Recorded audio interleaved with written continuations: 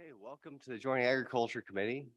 Ladies and gentlemen, it looks like we got just about everybody here, so we'll go ahead and do a roll call. Good morning, Mr. Chairman. This is roll call for September 1st, 2022 for the Joint Ag Committee. Senator French, Excused? Senator Cole, If he's excused, he's just over there. Senator Cost.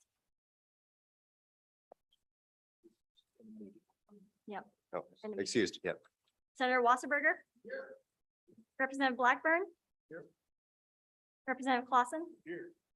Representative Fortner. Here. Representative Heiner. Representative Larson. Here.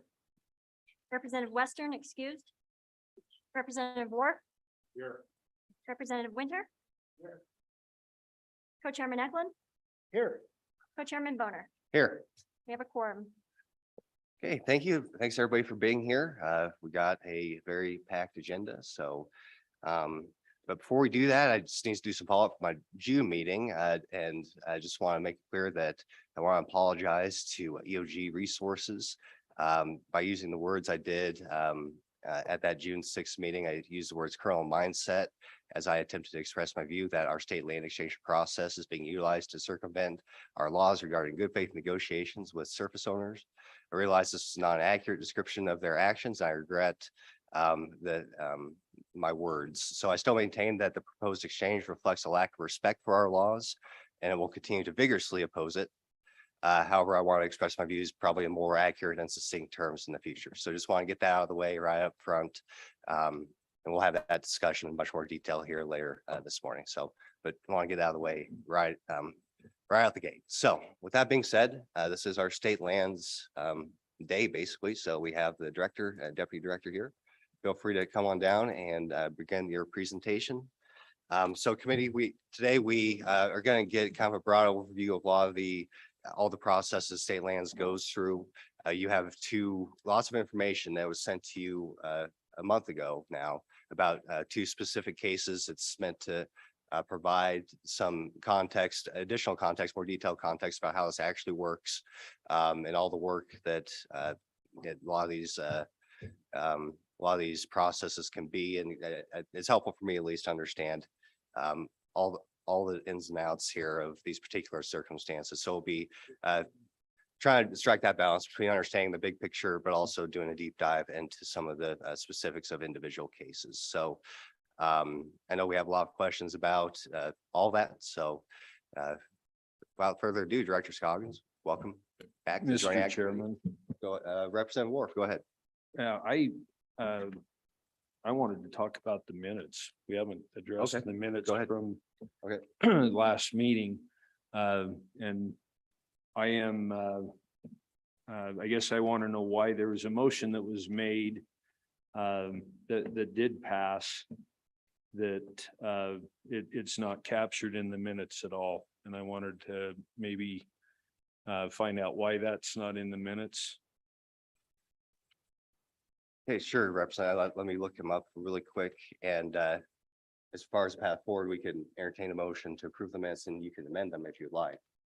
Maybe that'd be a good way forward. Well, yeah, and- I wanted to maybe see why that motion was omitted. Okay, let me bring up the minutes and do you have any specific, more specific concerns, Representative? Maybe you could Yeah, I talk mean, about what I guess my biggest concern is, I mean, we spent considerable amount of time talking about this issue. And for it not to even be captured in the minutes is disheartening at best. It's concerning to me that it was omitted. And I feel like there were things that I expected to see that they're just not even there. And I know we talked in the parking lot, and I know there's another meeting coming up. The problem is if we kick this down the road and wait till the next meeting, if we come up with something that this committee wants to be drafted, we won't have any time at the next meeting. And so that's probably my biggest concern. I mean, I really feel like,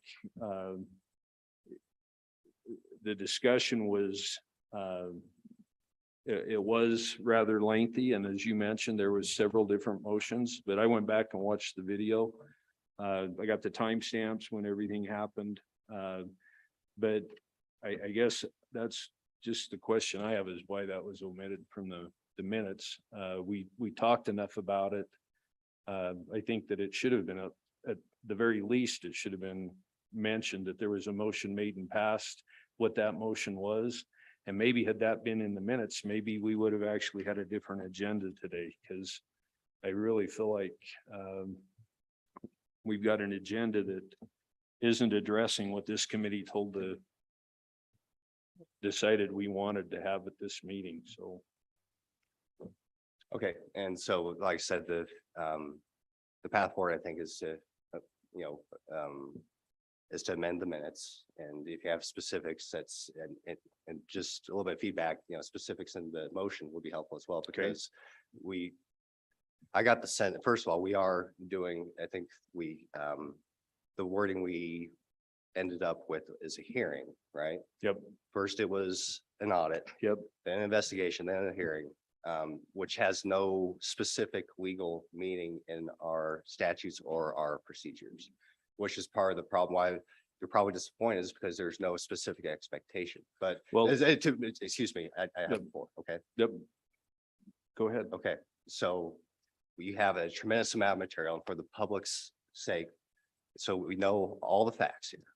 We sent out every last document associated with both the Lehman issue and the EOG land exchange, and that you got that a month ago. And so we are doing the investigation or the hearing. It's going to be a multi-step process. This is not the only day that we're doing. We have a meeting in Douglas here in a month or two. So that's when we can, if there's something that's missing, now it's time to ask for it. Or something you don't understand, now it's time for to ask for, so we can be prepared. You have every bit of information that you need, I believe, to make a good decision as to what bill drafts you want, how we want to proceed. Once again, keep in mind that we do have another meeting. And so I apologize for the oversight for the minutes. That's easily corrected. But you know, the agenda, we're actually doing what the motion suggested. And if there's something specific, you need to be specific. We can't just. Well, I will it be is- specific, okay, Mr. good, Chairman, okay, because I good, wrote good. it down. Okay, good. I went back, it's approximately the 52-minute mark on the afternoon of June 6th is when the motion was actually made. The motion that was made was what was the basis for the Board of Land Commissioners' decision to disregard the examiner's report. That was the motion that was made. That was the motion that you actually articulated. I think that's verbatim. I think I wrote down verbatim what you said. But that was the motion that was actually voted on. All that the chairman said at the time was that the motion passed. He didn't say the amount, but I went back and looked. And I think it was 9-4. The chairman didn't vote. But I think it was a 9-4 vote. And then the question I had was, we were told we'd have an opportunity to invite people to this hearing. And that was the question I have, is because that was not captured in the minutes. I don't think anybody on the committee was given an opportunity to invite anybody that we wanted to have here today to address that question. And so that's what I'd like to have the minutes amended to read, that motion was made. And that is it. If you need me to read it again, I can read it again. But that was the motion that was made and passed by the committee on the afternoon of June 6th. Okay, so we have a motion to amend the minutes. Is there a second? Second. Okay, any further discussion? Okay, Representative Hunter. Thank you, Mr. Chairman Boner. I would also like to hear from the chairman what their path forward is going to be on this motion that we passed back in June. What exactly will we be doing, and in your view, and what people will be here to be able to testify for that motion? Okay, sure, yeah, and so idea I have is that we're gonna invite the Board of Land Commissioners to the 5 statewide elected officials, and so they can, now that we have the information, which we didn't have at the last meeting, so then we can ask them that question, what happened in this particular instance? So that is the plan. I'm sorry if I didn't articulate that, but frankly, ladies and gentlemen, I mean, I trust members of this committee to take the initiative also. So if there's something here that's missing, now's the time to say that, and I look forward to the feedback. And so, like I said, we have 3 meetings. So we're not done with the hearing or the investigation. This is a multi-step process. And so, but we're also struggling significantly, if you go back and watch the video as I did last week, to even understand what the basic facts were. So that's why we're doing this. We have all the information, so we can understand that. And then if there's something missing or somebody missing, then we can make sure we are very specific, and we can make that request at this meeting for our next meeting in Douglas. So if there's any specific expectations, you do have to communicate them. I'm not a mind reader. So Representative Blackburn. Thank you, Mr. Chairman. I think it might be a good idea if when we talk about the motion in June, that we speak out what that motion is for the people out in TV land.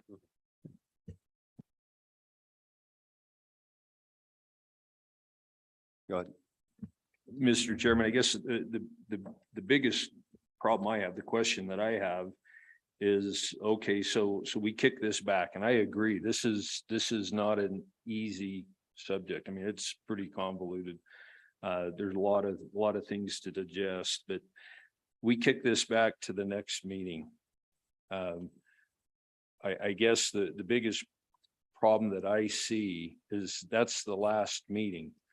So no matter what the committee decides to do at the next meeting, I don't know that we'll have time to get anything drafted, that we'll have any time for this committee to be able to take any action to address it.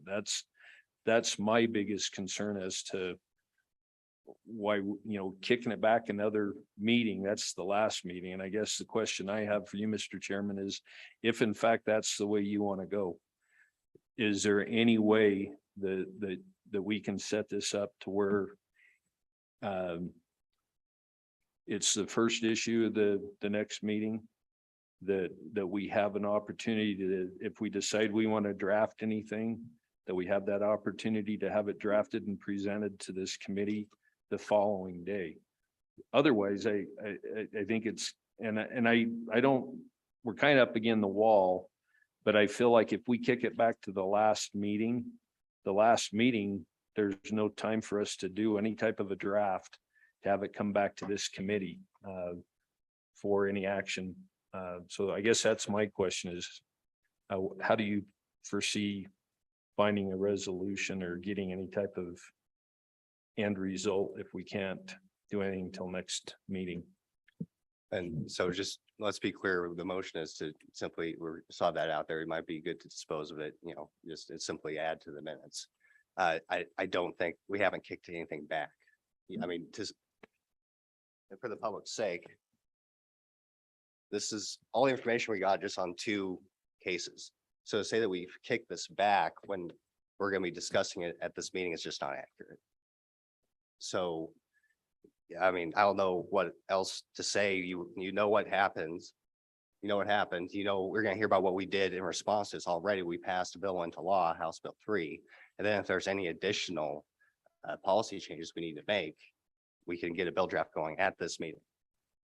And so I feel like, and I plan on having new bill drafts going at this meeting, dealing with the Lehman case in particular, and also with the land exchange process. So, boy, I mean, we got literally everything that State Lands has dealing with those 2 issues. And if that's not enough information, I guess I will appreciate that to have been known. You could have let us know ahead of time before this meeting. So anyways, there's a motion on the table to amend the minutes. I think it's good that we dispose of that. Any further discussion on that motion? Question.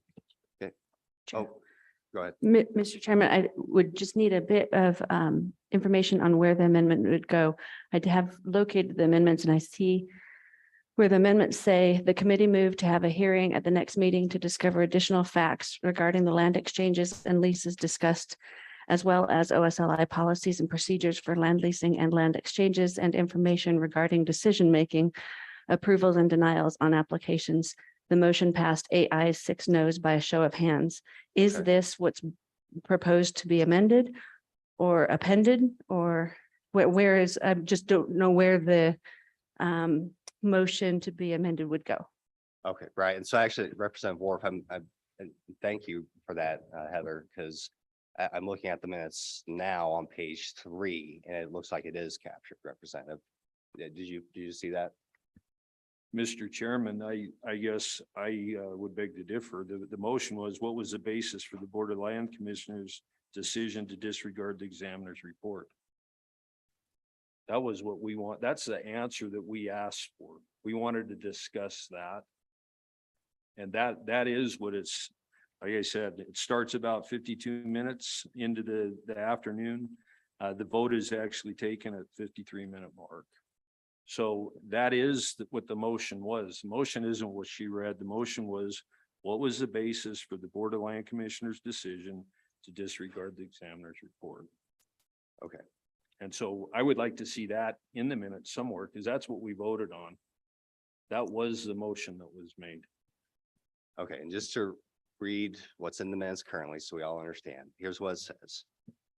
Under committee directives, the committee moved to have a hearing at the next meeting to discover additional facts regarding the land exchanges and leases discussed, as well as OSLI policies and procedures for land leasing and land exchanges, and information regarding decision-making, approval and denials on applications. Motion passed 8 ayes, 6 noes by show of hands. And so how would you specifically amend that? I want it to be amended to read that we want the question answered. What was the basis for the Board of Land Commissioners' decision to disregard the examiner's report? That was the motion that was made. Okay. And the vote that was taken, and I disagree. I mean, I don't know that it's hard because we did have people raising hands and I had to stop the video and back it up several times, and I know there were people that kind of half-heartedly raised, and so I don't know.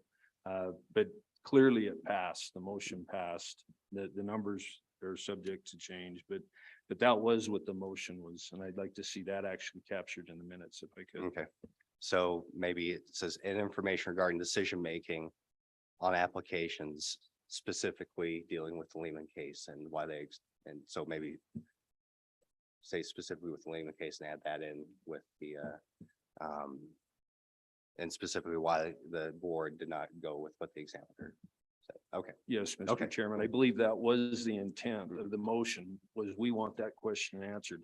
And all the materials that we got, which I agree, we got a ton of information, and it was very, it built the basis that we need, but we still have not had this question answered. And to me, that's the whole crux of the problem, is we have a process that was followed.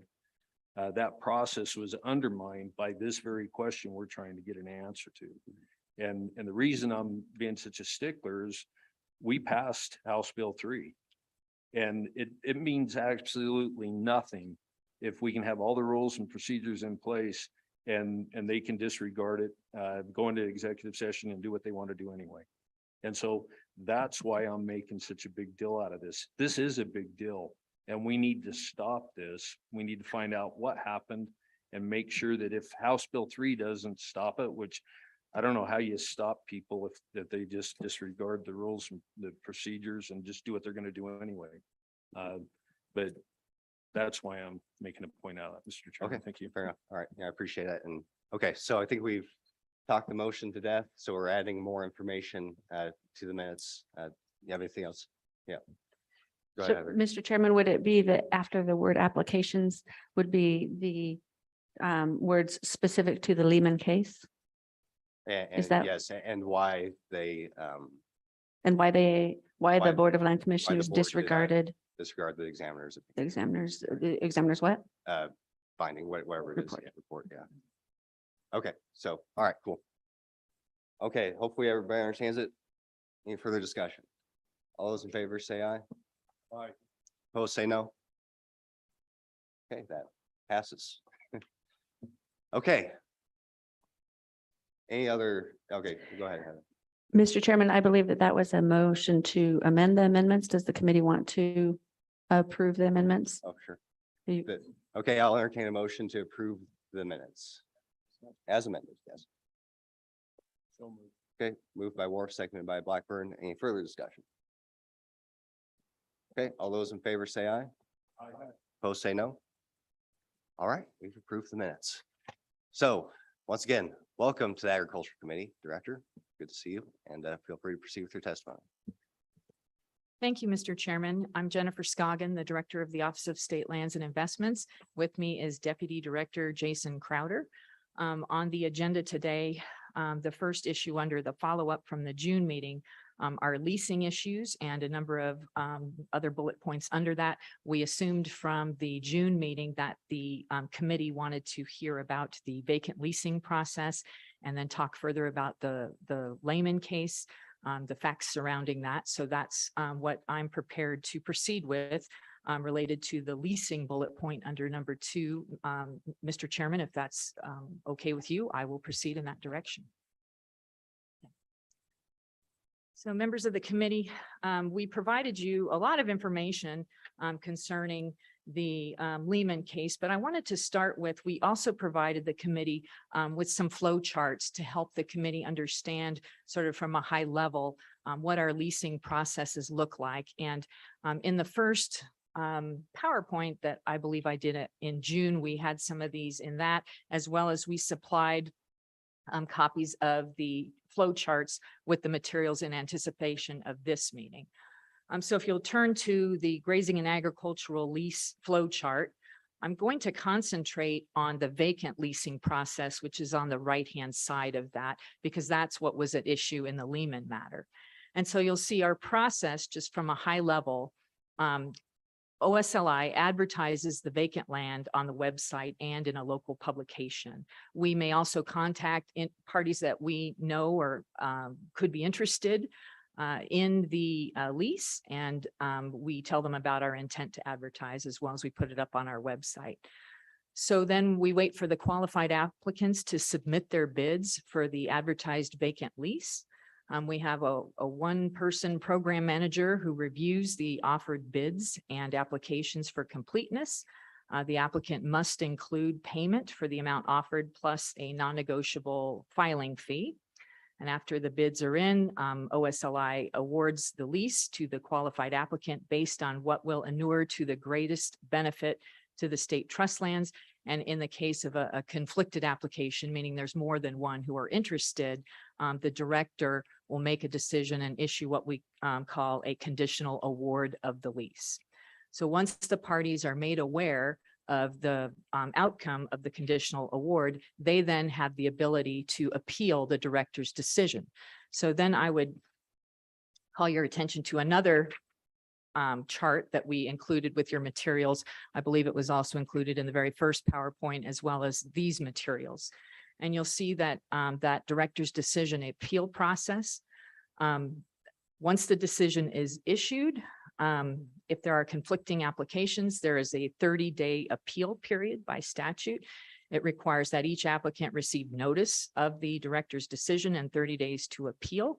Sometimes folks appeal, sometimes they don't. If no appeal is received, the director, I submit the decision to the board for consideration at the next meeting to approve the director's decision. If there is an appeal, we submit the appeal to the Office of Administrative Hearings. The appeal doesn't go straight to the board. The board is not really equipped to be an adjudicatory body like the Office of Administrative Hearings. And so the Office of Administrative Hearings holds a contested case where they receive and take evidence. And, you know, there can be objections made by both sides and all that, but essentially it proceeds as a contested case under the Wyoming Administrative Procedures Act. Okay, and so could you give us just a rough breakdown of how many cases are contested and how many go straight to the board at rough percentages, perhaps? Jason, do you know the answer to that? I think, excuse me, Mr. Okay, Chairman, yeah, go ahead, Jason yeah. has the chart on that readily available. Thank you, Mr. Chairman. In the materials, we provided a spreadsheet that's titled Vacant Land Advertised 1998 to 2019. And inside of there, we had 49 leases, vacant leases advertised for lease. 12 of those received appeals against the director's decision. OAH recommendations and the director's decisions upheld by the board happened in 8 of those cases. The OAH recommendations and the director's decisions not upheld by the board were 2. And then we have a couple outliers that were just a little bit weird. One, the OAH recommendation was not upheld and the director's decision was not considered. So it wasn't denied or it just wasn't considered. And then one, the OAH recommendation was not upheld and the director's decision was upheld. Thank you, Mr. Chairman. So as I mentioned, there is a contested case proceeding that's held in front of the Office of Administrative Hearings in front of a hearing examiner. Then the hearing examiner takes some time to deliberate and ultimately submits a recommendation of findings of fact and conclusions of law to the board for its consideration. The board has the ability to accept or deny OAH's recommendation. It's just that, it's a recommendation. If the board feels that perhaps the hearing examiner didn't understand longstanding policy or other aspects of the case, the board is free to take aspects of the proposed findings of fact, conclusions of law, or disregard all of it. And so then after the OAH sends its recommendation to the board receives legal counsel from the Attorney General's office, separate and apart from the agency. So we don't know exactly what the Attorney General's office recommends to the board with respect to the ultimate findings of fact, conclusions of law, but then the board makes a decision on what to move forward with and then issues that. Once the board issues its findings of fact, conclusions of law, if one of the parties doesn't like it, they can appeal that to the district court. So that's kind of the process in a nutshell. So moving on from there, and I will just sort of preface this by saying that the Wagon Hound Lehman matter began before I became the director. So some of these things happened before me. I will do my best to set forth the facts as we know them to be, but Deputy Crowder may have some interjections here too. So the facts of this matter, on November 14th of 2018, OSLI advertised the vacant lands at issue for bid. The required minimum annual rental or fair market value was $210.12. Mr. Lehman bid $348.84. Wagon Hound, the conflicting applicant, bid $1,360. Both bidders owned and controlled adjoining lands to the state parcel. The state land, they both claim that state lands were fenced with other lands controlled by the bidder, and the bidders also claimed they had actual and necessary use for the state lands, which is the criteria that we look at when awarding vacant leases. So the OSLI program manager reviewed the offered bids for completeness, inclusion of the rental amount offered, and the non-refundable filing fee. And all things being equal with the bidders, the director conditionally awarded the lease to Wagon Hound.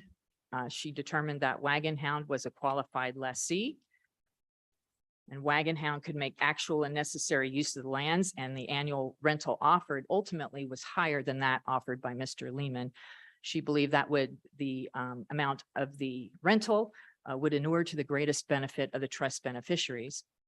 So the next step would be to take the lease to the board for approval. Mr. Lehman appealed the director's decision to the OAH, and then the contested case, the evidentiary proceedings conducted by OAH, those ensued shortly thereafter.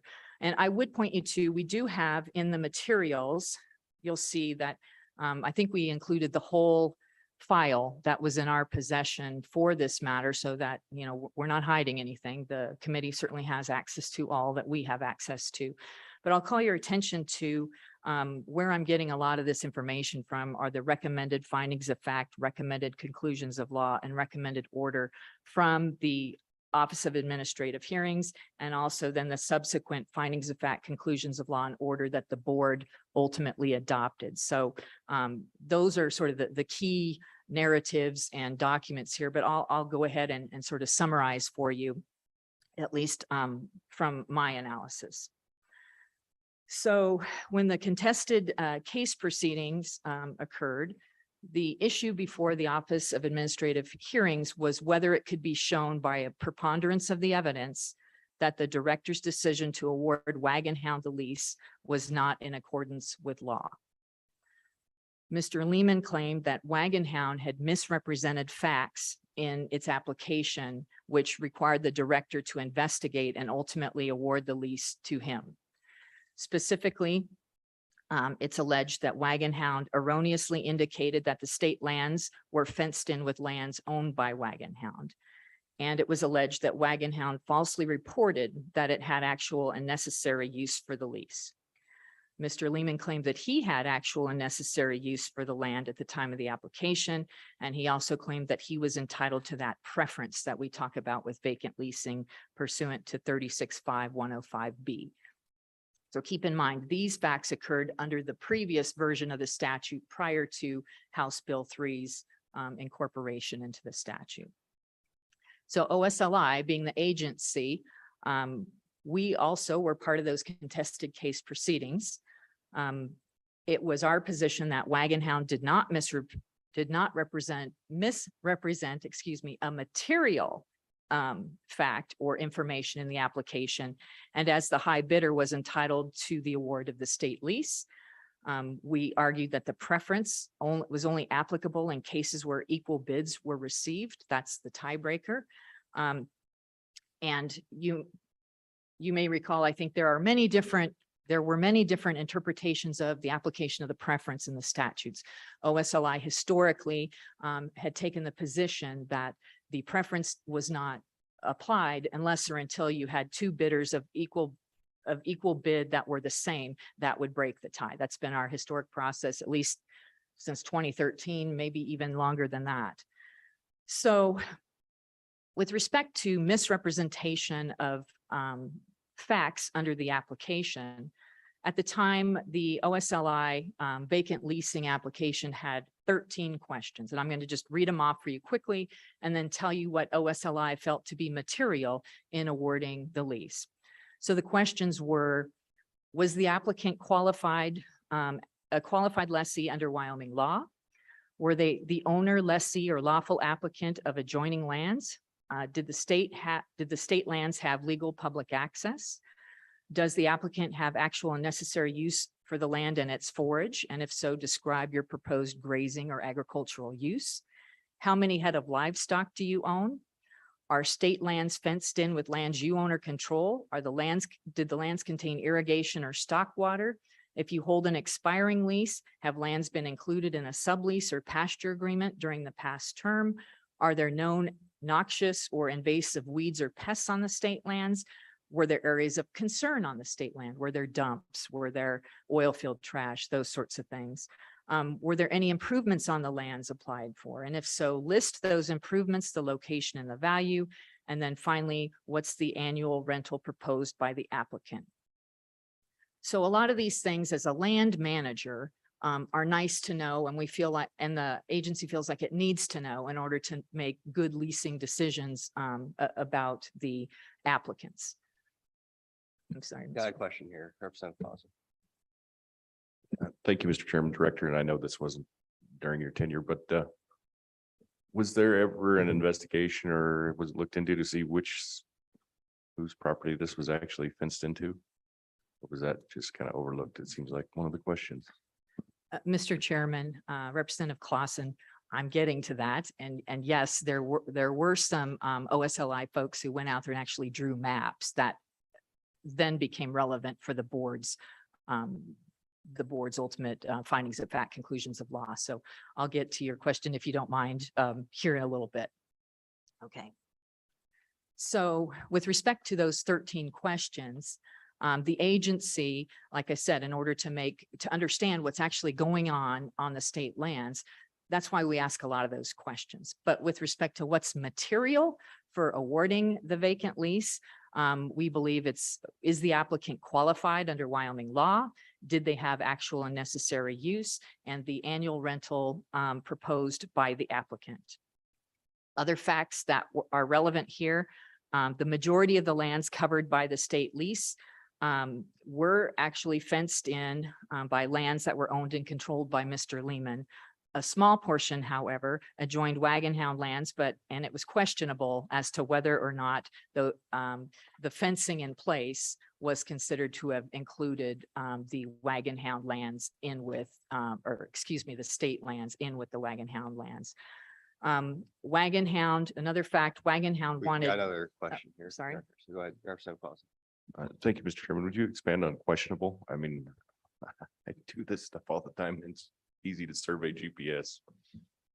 Okay, go ahead. Mr. Chairman, Representative Clausen and Jason, you can help me here. It's my understanding that the fencing may not have been in the best repair. And so Jason, do you want to? Yes, sir. Mr. Chairman, Representative, if I recall right, during the hearing, it was brought up what constitutes a legal fence. And we talked about those requirements of a legal fence and if this fence actually fit that. It was my understanding at the time that that fence could have been repaired. It probably was in great disrepair and wouldn't hold livestock at the time. So it could have been argued either way. It either was fenced in or it wasn't a good fence and it wasn't fenced in, but that was a part of the argument during the hearing, the OAH hearing.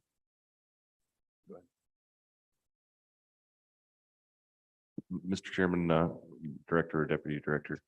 So is this typically a decision-making process of the shape that the fence is in when we're talking about who's fenced in and who's fenced out? I mean, that seems a little bit of a stretch.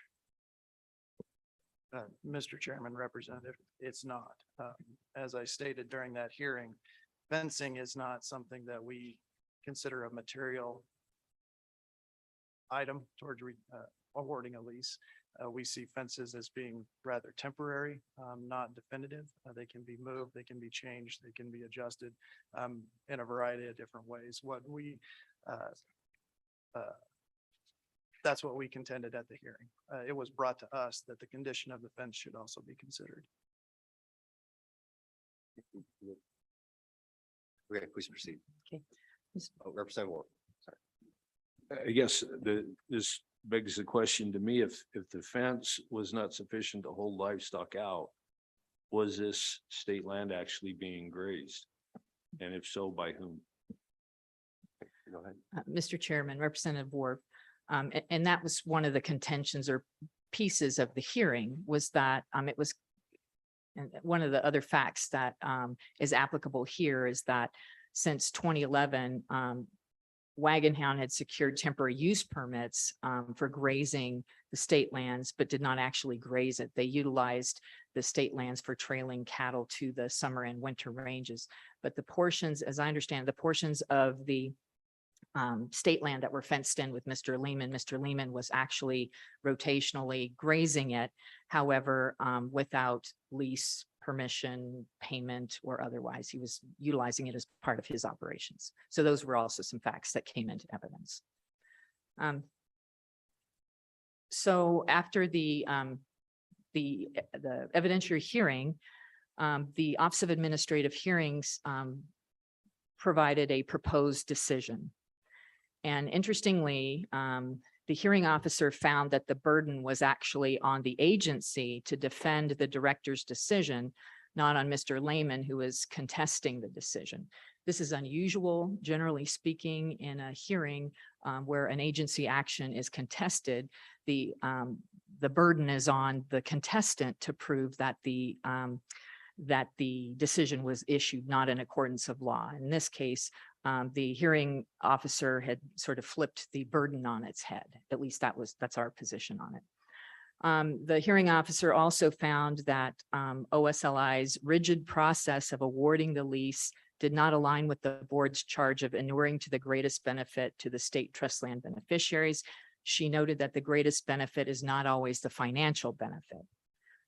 She also noted that the application, we had 13 questions. You may recall the agency's position was that only 3 were really material to the leasing decision. She found that if additional information was gleaned from the other 10 questions, then all responses were relevant, including the part about fencing. And as the deputy told you, we don't really consider fencing, or at least we haven't.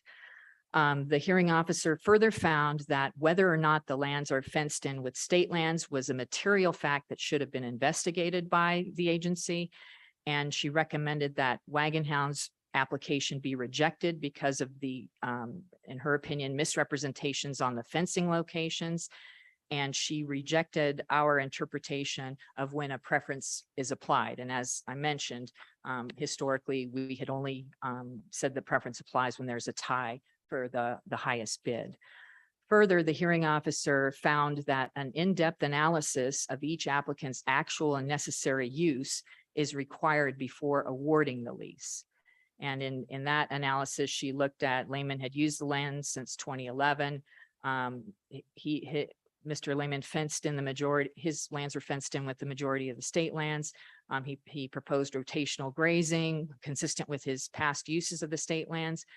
She noted that Wagon Hound's proposed use was twice a year to trail cattle and to and from the summer and winter pastures.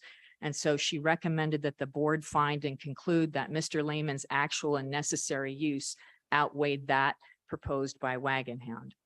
And in her opinion, the analysis for awarding each lease should be essentially who needs it more. Those are my words, not hers. She also noted that that temporary use permits had been awarded to Wagon Hound since 2011 to graze these lands at issue and others, not just those. And I don't know if the deputy said this, but OSLI, we don't consider whether somebody's received a TUP previously when making the award of the lease. She noted that Wagon Hound only used the small sliver of the lands for 1 year in 2018. She questioned why pay for TUPs year after year and not use the lands. And so she recommended that the board find that the TUPs for the land did not constitute actual and necessary use for Wagon Hound. In other words, because Wagon Hound applied for and received those TUPs, they couldn't rely on that as saying they had actual and necessary use, that in her mind, they hadn't actually demonstrated that. So given the totality of the circumstances, OAH recommended that the lease be awarded to Mr. Lehman for $348.48, notwithstanding the offer from Wagon Hound in the amount of $1,360. So these proposed findings, conclusions of law, were sort of outside of the norm of what we typically see when we have a contested leasing situation. And I'll get into sort of some similar things that were going on at the same time, which, and again, because the board has its own separate attorney general advice, we don't know for certain the reasons why the board did what it did, but we can certainly opine, and I'll get to that here in a minute. So the board did consider OAH's proposed findings of fact, conclusions of law, and order, and issued its own, deciding not to adopt the OAH's recommendation. As I mentioned, under the Administrative Procedure Act, they are not bound to take the OAH's proposal. So the board decision that it ultimately issued appears to be more consistent with some of the other or some of the longstanding processes and procedures of OSLI, and also with another OAH recommendation that sort of came out about the same time. So in the board's findings of fact, conclusions of law, and order, they agreed that Wagon Hound's answer concerning lands fenced in had the potential to mislead OSLI. But when the board considered the application as a whole, it agreed with OSLI that the representation was not material to the award of the lease. And that's because Wagon Hound's application contained a map that was actually prepared by the agency before the applications were submitted that accurately depicted the fencing. So the board found that the agency was not deceived, that the agency did in fact know what the situation was on the ground, and found that that was not material. The board also found that Wagon Hound and Lehman were both qualified lessees and met the requirements for actual and necessary use, and determined that the director had properly applied the law in reaching her decision to award the lease to Wagon Hound. Now, Mr. Lehman had argued that he was entitled to the preference that we talked about, and which provides that in all cases, preference is given to qualified applicants that have actual necessary use, who own and control adjoining lands and offer to pay annual rental equal to or more than fair market value.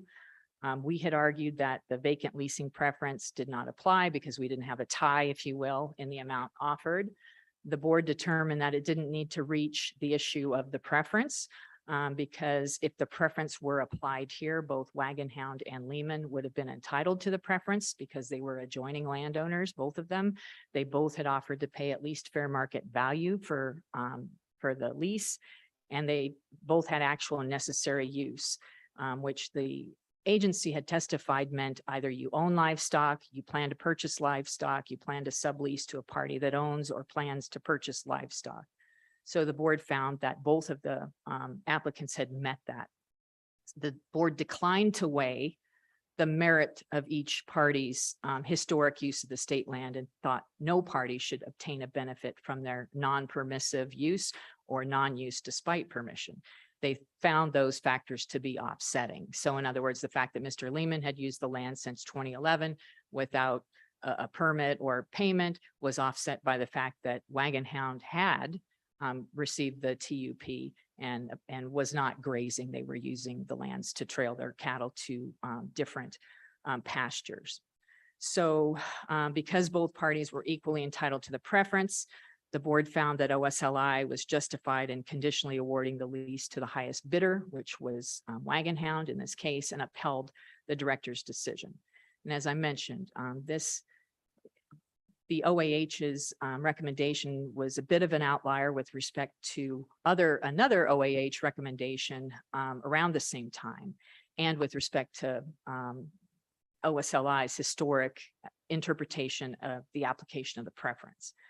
And so with that, I'll take any questions, but then I'd like to get into the other three matters that we provided, those same proposed findings and what the board ultimately did. Any questions on the Lehman matter? Representative Ward. Yeah, I was wondering, when was the decision made? I didn't get the date. Could you tell me the date when they decided to override the recommendation? Mr. Chairman, Representative Worf, I believe the board's decision came out on April 13th of 2020. And then, if I may. I guess, we're talking specifically about one case.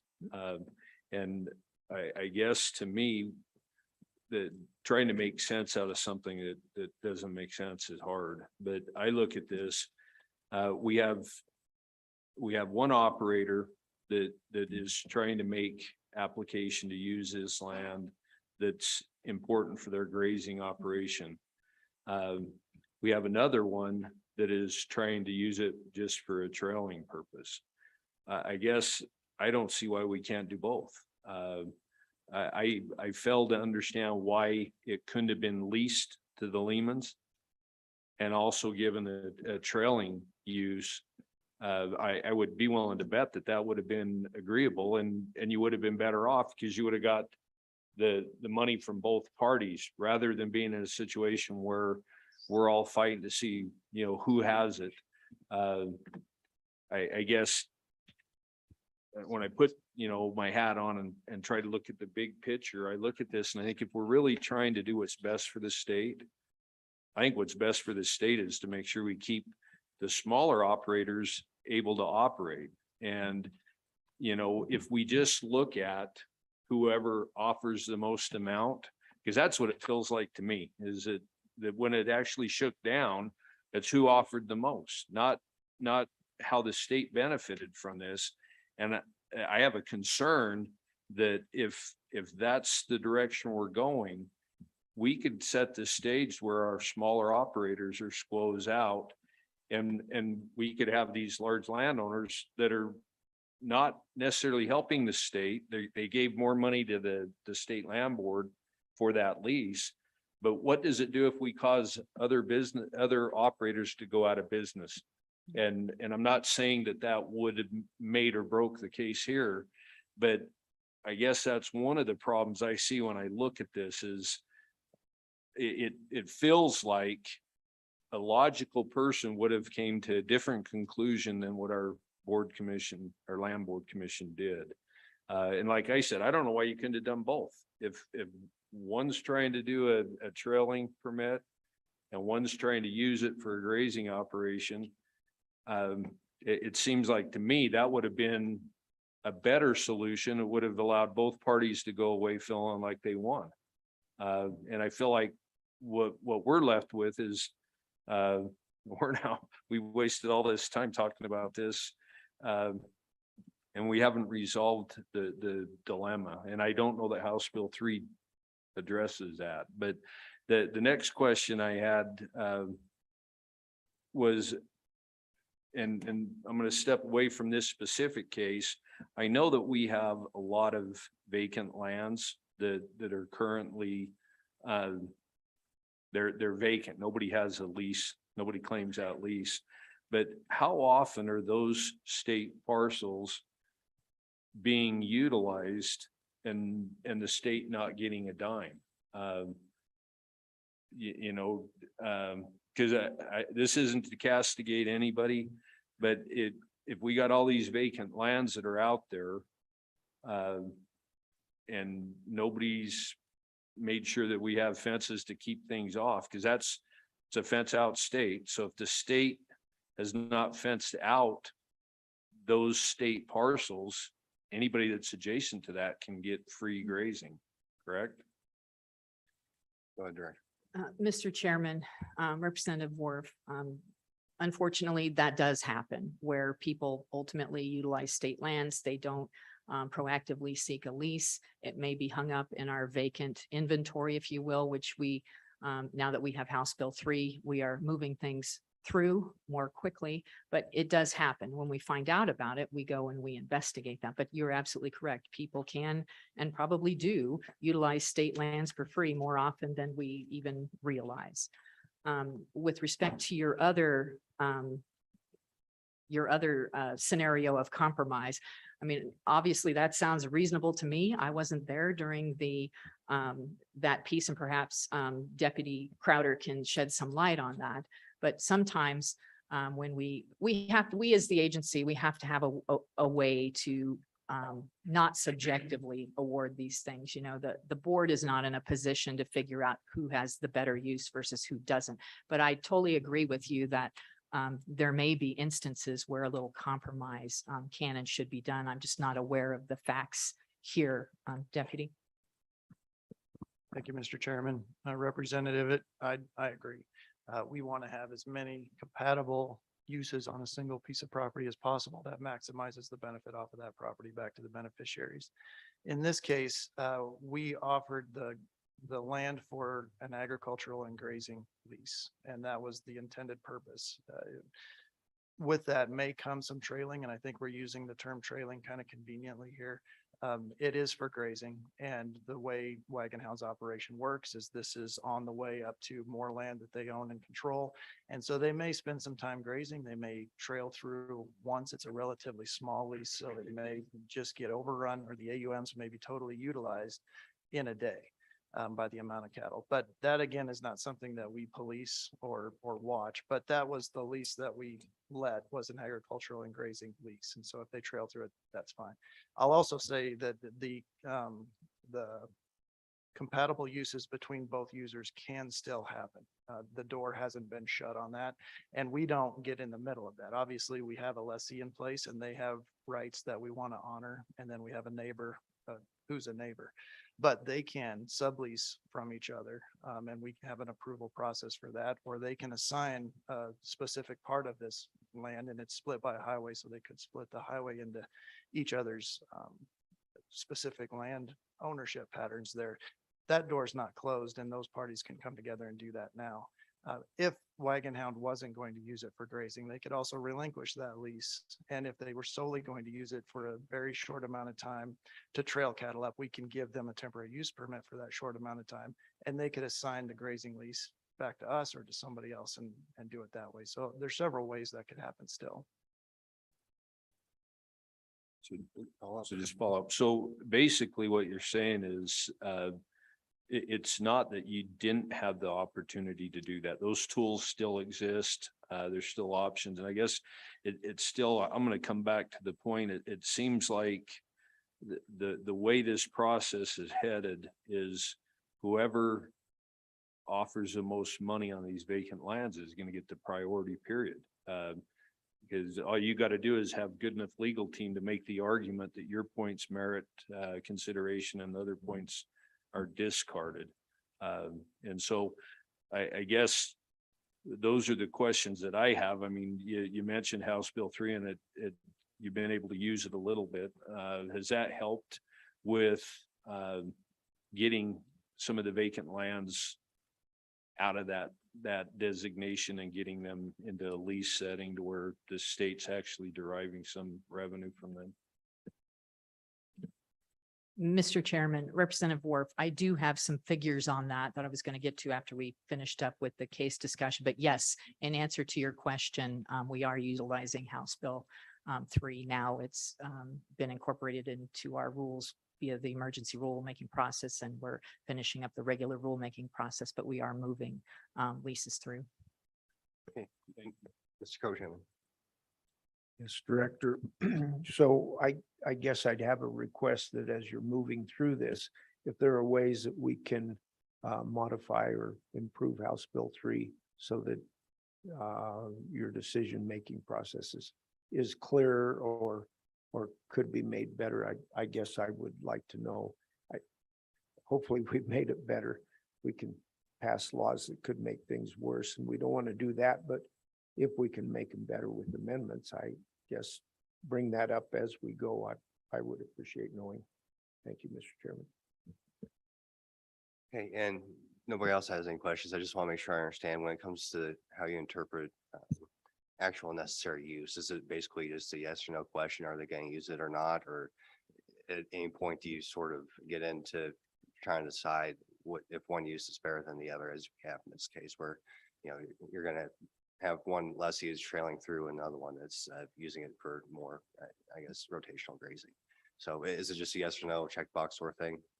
Mr. Chairman, we've defined actual and necessary use to include those who own livestock, they plan to purchase livestock, they plan to sublease to a party that owns or plans to purchase livestock. So it's a pretty broad definition, if you will. We have not previously that I'm aware of gotten into an analysis of each applicant's plans for the planned use and whether one is better than another. I don't believe the board feels it's in a position to make that call. That's more of a subjective look. So yes, money is one way to look at, as a basis, if you will, for awarding the lease. But the board also has to have discretion because we're not unmindful that there are some lessees that are not good lessees and they may offer the most money, but the board has typically had the discretion to say, we've found this out.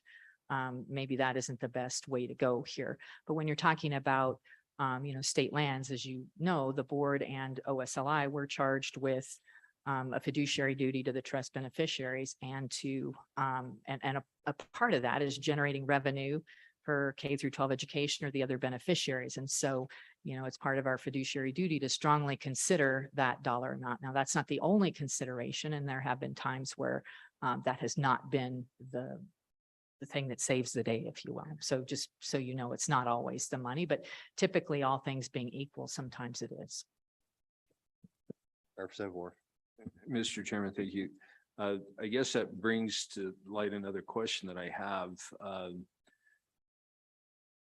You've mentioned that once somebody has obtained that lease, they can sublease it, they can do all these different things. I look at this scenario, I look at, had the state been able to do both, the state would have made, and I'm just going to use round numbers rather than, but I'm going to say 1,000 from one and 350 from the other. I can't remember the actual amount, but had you done both, you would have got 1,350. Had you just awarded it to the Lehmans and they went and subleased it to the Wagon Hound, charged them $1,000 to go just to trail across, And I understand, I'm not naive enough to not understand that when you're trailing cattle, they're grazing. So I get that, but there's a big difference from trailing and grazing. But they do graze as they trail, so I understand that. But I guess I look at it, it brings to question if you can sublease it out, how do we know that you are being fiduciarily responsible and that you're maximizing those dollars? Because if I've got it leased to you, if I was able to lease it for $350 and I can turn around and sell a trailing for my neighbor for 1,000, I just paid for my grazing plus I made money and the state lost that. So can you tell me kind of how you go about ensuring that anything that is subleased, that it's not subleased to where somebody else is making a lot of money at the expense of the state? Thank you. Go ahead. Mr. Chairman, I would defer this to Deputy Crowder. He's more in the weeds, if you will, than I am on some of these issues. Mr. Chairman, Representative Wharf, it's a great question, and it happens regularly when we're preparing this information, and it happens more often than I had anticipated it happening. But that's just a sublease. It's an agreement tied to the land that's separate from that grazing lease, and that by statute is required to be approved by the board. And with that comes an approval can't be granted unless 50% of those excess funds are paid to the board as well. So they can go and try to make money on the land, but the board's also making that 50% in excess fees above the grazing fee as well. Okay, Representative Clausen. Mr. Chairman, Deputy Director, there's no permission from the state needed to trail across state lands, is there? There's no temporary use permit. Can anyone do that? Or is there some sort of a process? Mr. Chairman, Representative Clausen, they don't have the inherent right to do that if they don't have permission to do so. So they either have the grazing lease, which means they're using it as they're moving somewhere else, or they get a temporary use permit from us for that very short period of time they're going to be moving across. But there's not an inherent or unidentified, I guess, just blanket approval for somebody to do that.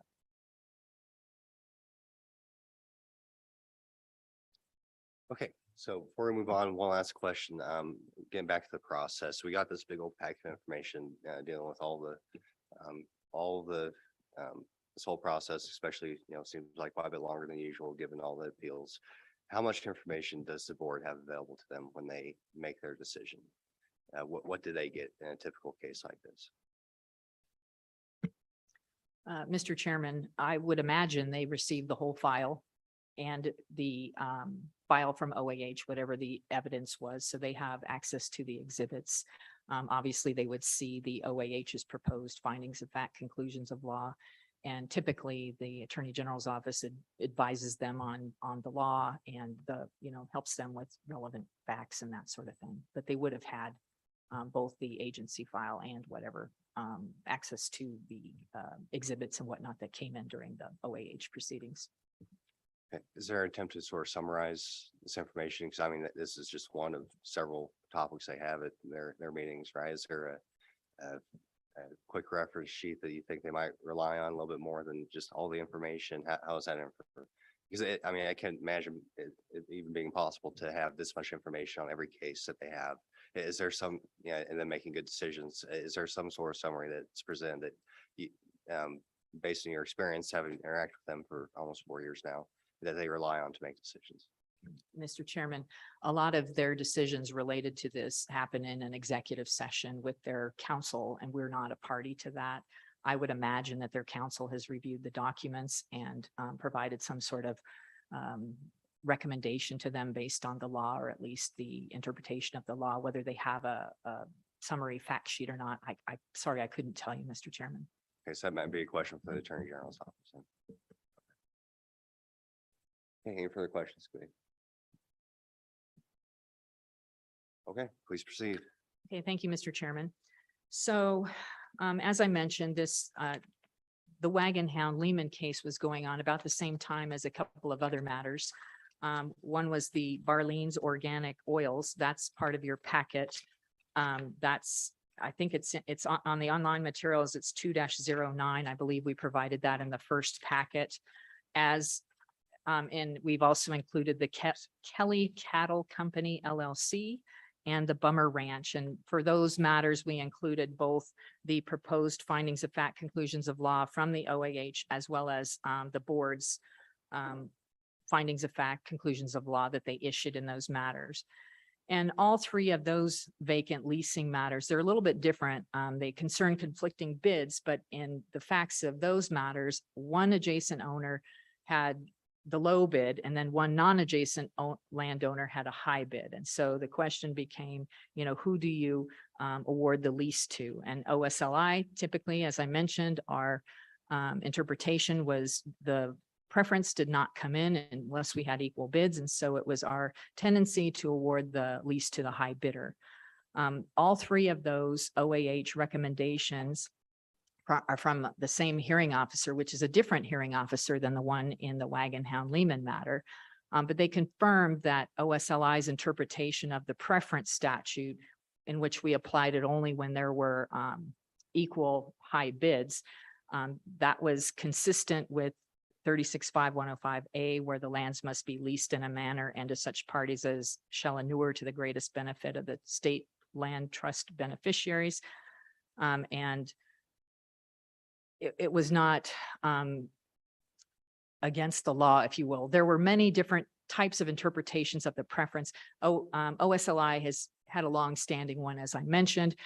Others have had a different understanding or interpretation of that statute related to the preference and its application. But the findings of fact, conclusions of law proposed by OAH in those three matters provides that OSLI's interpretation is a reasonable interpretation, although acknowledging it's not the only one. So the Board of Land Commissioners, and like I said, these three matters were going on around the same time, early 2020, and I think Barleans may have been around the same time as Wagon Hound Lehman. So the Board of Land Commissioners, after those proposed findings of fact, conclusions of law were presented, they declined to adopt the OAH recommendations specifically because the board determined or found that, again, there were different potential interpretations of the preference statute. And while ours was certainly one, we didn't have anything in rule that provided or put people on notice as to how OSLI intended to interpret that preference statute. So in the absence of factors or criteria adopted through the rulemaking process, the board found that it could possibly be in jeopardy of being arbitrary and capricious. And so it found that we needed to create some standards because there were more than one plain meaning, if you will, of the statute. So they understood at that time, that was about the time that the legislature was working on the vacant leasing and the preference piece.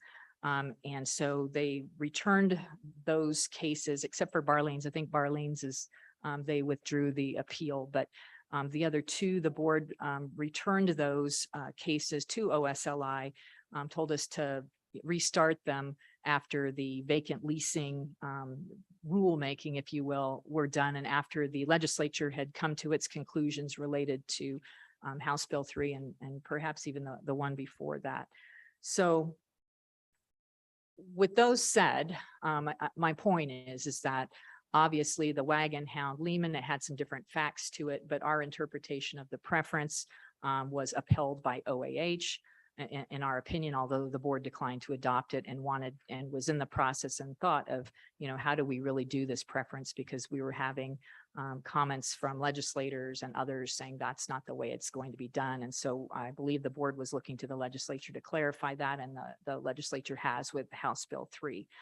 So we don't really have a way of knowing, as I mentioned, why the board did specifically what it did on the Wagon Lehman situation. It could be OSLI's historic awarding of the vacant leases based on the highest bid and not bringing preference in. It could be the fact that OAH actually determined that OSLI's interpretation was a reasonable interpretation.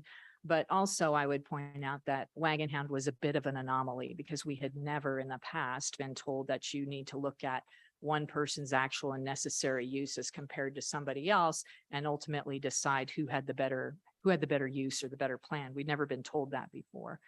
So, and we'd also, I don't believe the board had ever been looking at the totality of the circumstances and analyzing each and every vacant lease application, looking specifically at the facts and looking at weighing one over another just based on all of those factors. So it's my belief that based on Barleans, Kelly and Bummer, that all were occurring at the same time, they decided we did this for Wagon Hound, but we're ultimately going to enter into the rulemaking process so that people know what the deal is. And we're going to listen to whatever the direction the legislature provides to us. And with that, Deputy Crowder, do you have any other thoughts? And then I can get into the impacts of House Bill 3, Mr. Chairman, if there aren't any further questions.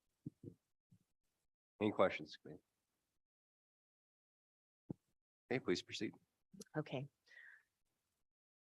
So, Mr. Chairman, in 2022 House Bill 3, I'll just kind of go through sort of what that contains, and then I'll get into a little bit of impacts that to OSLI at this point. And then you, I think, had also asked us to look at, how would House Bill 3 impact the outcome of Lehman and Kelly Cattle Bummer Ranch. So we'll get into those in order, but specifically high level, House Bill 3 says that in order to lease vacant lands, the applicant must be qualified under 36.5.101, which means that the applicant's the age of majority, they're a U.S. citizen or have declared their intention to be a U.S. citizen, and that they've complied with the laws of the state and are authorized to conduct business in the state if they're a corporation or other entity. They also have to have actual and necessary use for the land, that they have or can gain access to the land. They offer to pay a rental of not less than the fair market value as determined by 36.5.101B for the same or similar use. And they have not significantly violated the laws or regulations related to state lands. So that's the qualifications for the applicant. Then it looks at the preference and it says, the preference is given to applicants who are owners, lessees, or lawful occupants of adjoining lands, unless the board determines otherwise for good cause shown. In those situations, I'm assuming where the board understands that they're not a good lessee. Also with the preference, if one applicant is eligible for the preference and a competing bidder is not, the preference holder may elect to meet the highest bid of the non-preference bidder. So in other words, if somebody bids, like in the Wagon Hound case, $1,300 and the guy with the preference bids $300, the guy with the preference, this guy doesn't have a preference, he would be able to meet that bid. If there are two or more holders of the preference, the director has the ability to request a final bid from those preference holders. And so that can either be through sealed bid or some sort of live auction, depending on the circumstances. If two or more are eligible for the preference and one or more is not eligible, those eligible for the preference applicants may elect to match that highest bid. If two or more eligible for the preference elect to meet the highest bid, the lease is awarded by the director, and the director can again request those final bids from those preference holders in that manner. There's a notice provision too, which provides that the director will provide notice of the vacant leasing via the website, which we do via website. It has to be to adjoining private landowners of record that we find within the county land records, and any other notice required as prescribed by our rules. And then if the board decides for good cause shown not to recognize a preference, as I mentioned, the board must issue written notice to the applicant. And in the notice, the board must provide a statement as to why that good cause has been shown not to recognize the preference, and that party that's not being afforded the ability to utilize the preference has the right to request an appeal of that determination. And the burden is on the board to demonstrate that good cause. So those are sort of the changes to the preference piece, if you will. So no longer is it just the highest bid. We have the ability to incorporate the preference holders and to have a sort of a dump into a second process, if you will, if there's more than one preference holder. So impacts of House Bill 3. as I mentioned, we are currently in the regular rulemaking process to incorporate the requirements of House Bill 3 into our rules. Currently, though, in order to comply with the statutory mandate that where everything went effective July 1, we did put some emergency rules in place in order to comply with that legislative mandate. The comment period, I believe, closed mid or early August, I think. And so we're working through the last part of that rulemaking process, which hopefully those changes to Chapter 4 will be adopted by the board at their October meeting. We began implementing the emergency rules for vacant leasing as of July 1st. We had 6 vacant leases in July. 4 of those received multiple bids. 1 each had 2 preference holders. Those are working through the final bid request. 1 lease also just received 1 bid and 1 lease received 0 bids. So still kind of working through the process. August, we had 6 vacant leases that we took forward. Their filing deadline for the process was just yesterday, I believe. And so we're still proceeding in that process.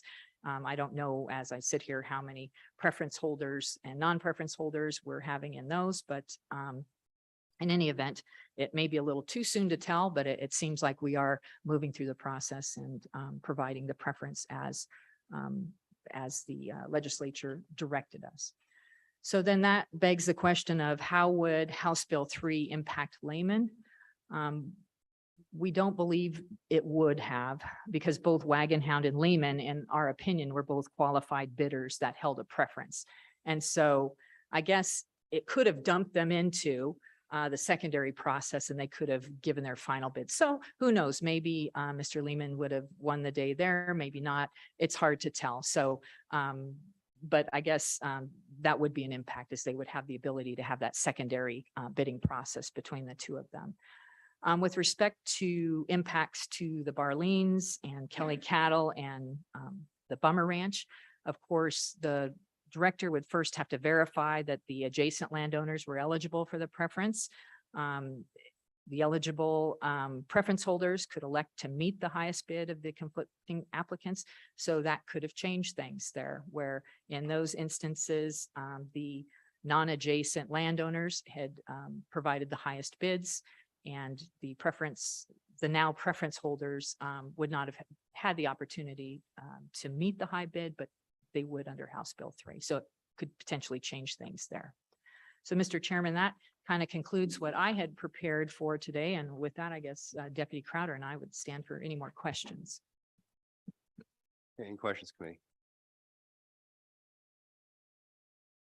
Okay, appreciate it. I think that's exactly what I intended when we passed House Bill 3. And, it was part of the idea behind this to have a very clearly defined process for these vacant lands, where as before, there was, a little bit more subjective. And so that was the whole point of, in response to the Lehman case as a constituent issue of mine, that I think that was opportunity for improvement, was to have a very clearly defined process. So we can at least get at that element. And so I hope that's what's happening as you continue to write those rules. So any further questions, committee?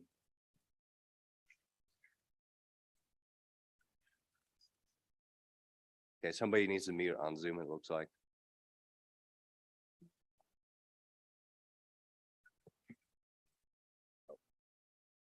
Or somebody needs to mute on the panel here. So, okay, thank you very much. So at this point, we'll go ahead and open up for public comment. So, okay, come on down, man.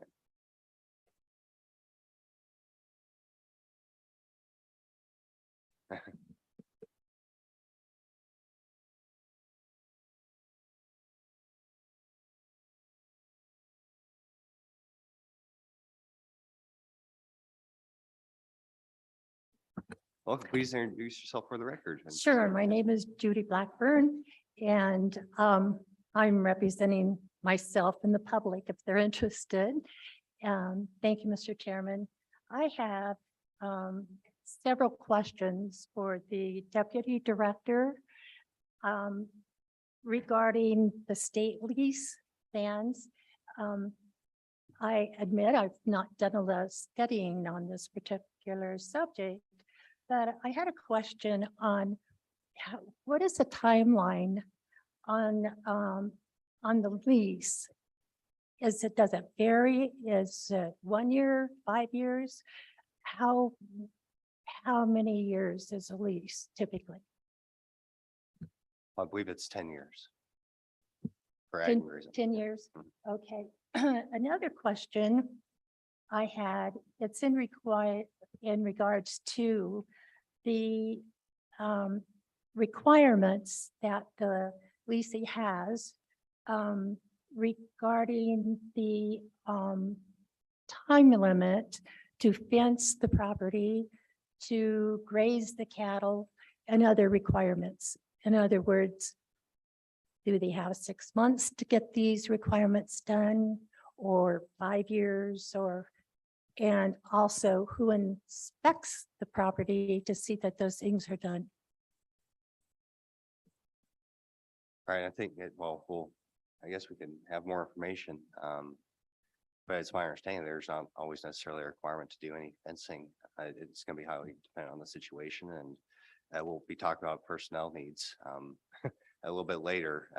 And I think, so we'll get to that a little bit later. And so there's not, from my just anecdotal experience, there's not a whole lot of, there's not necessarily a whole bunch of state lands employees are going to be checking up on the lease after it's been let. That's up to the leaseholder. So. Okay, perhaps I'll get the answer to Yeah, my sure. other questions on down the line. Sure. Mhm. Thank you for your time, Yeah, thanks for your testimony. and I appreciate you all. Thanks.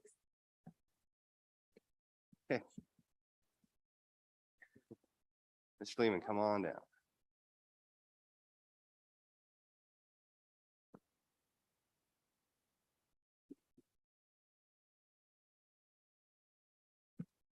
Thank you, Chairman Boner, Co-Chair Eklund, committee members. Name is John Lehman.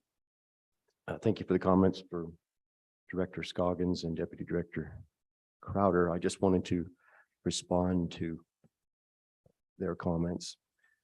With regard to the leasing issue for us, when I began inquiring about the lease, it was in October, I believe, or maybe May of 2011. And at that time, this particular lease had been allowed to remain vacant for approximately 10 years. It went vacant in the mid-90s. So it was declared vacant by the office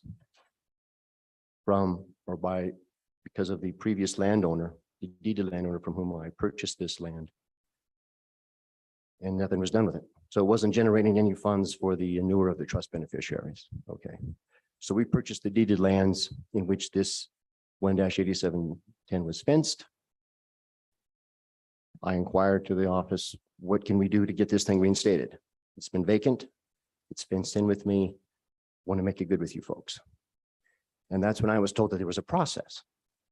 And the process was we have to inspect it. We have to advertise it, and then we can get you an application. And it had historically been assigned to the very lands that I purchased for about 70 years. There's a whole file within the office that shows that, because it made sense from a land management perspective based upon the fencing configuration. I said, okay. But they said, we don't know when we're going to get to it because we have other staff priorities and demands. And it may not be until sometime in 2011 when we can get to that. I said, okay, so I tested the process. The process was, okay, well, in light of that, if you're not going to be able to get to it, what if I made all those payments that were not made by the previous landowner to your office? Get this thing speeded up a bit. Would that be acceptable? Mr. Lehman, we have a process. Inspection, advertisement, and then you get an application. That's it. So they obviously felt that their process took precedence. Okay. So over the course of the next 8 years, I'm trying to get this office to come out and engage in their process. You're going to inspect it, you're going to advertise it, I'm kicking my livestock in this deeded land in which this state lease is fenced. What are you going to do about it to get this right? And the same response, well, just don't have the staff, which is not a priority. Okay. And all the while I'm told that they don't have these resources, the office, and this is what started this whole contested case issue, the office was willfully and purposefully extending preferential treatment to wagon hound land and livestock to the temporary use permit. Wagon Hound inquired about this lease as well as another lease that was south that was also declared vacant, a lease that was fenced in with lands that they had recently acquired, deeded lands. So the office assisted, and this is in testimony, the office assisted Wagon Hound Land and Livestock and created a model. And in this model, they included not only the lease that was fenced in with the deeded lands that they had to the south, but they also included the deeded lands in which it was fenced in with lands that I owned. And they renewed this thing on an annual basis for 8 consecutive years. All the while I was asking, when are you going to come out and inspect the lease that I'm inquiring about, that I'm utilizing? Not once did that office ask me, hey, we can issue a temporary use permit as well so that you're legal. As a matter of fact, Mr. Crowder had mentioned in testimony, actually the rules specifically say we shouldn't be issuing temporary use permits for grazing. But they did it anyway. And if it is, it's for a very short period of time. You don't do this on an annual basis for 8 consecutive years, particularly if you have someone inquiring about it. And by this office engaging in their whole host of unwritten policies and procedures and breaking their own rules, they're denying myself, as well as the other qualified applicant, adjoining landowner at that time, from participating in the process to bid on a lease that has been vacant, declared vacant by this office for 10 years. And then it goes for another 10 years. I was engaged in all these host of unwritten policies and procedures. So for a 20-year period of time, this lease has remained vacant, never permanently assigned.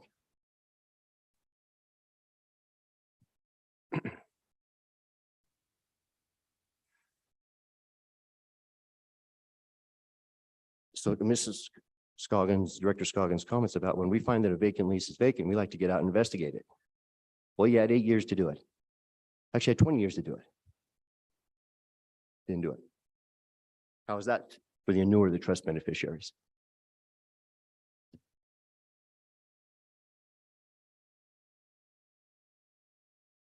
When you talk about, and I think one of the most disturbing things about it is when you have an office that willfully and purposely assists a non-adjoining landowner who openly admits, and this would be Wagon Hound in testimony, when asked, why did you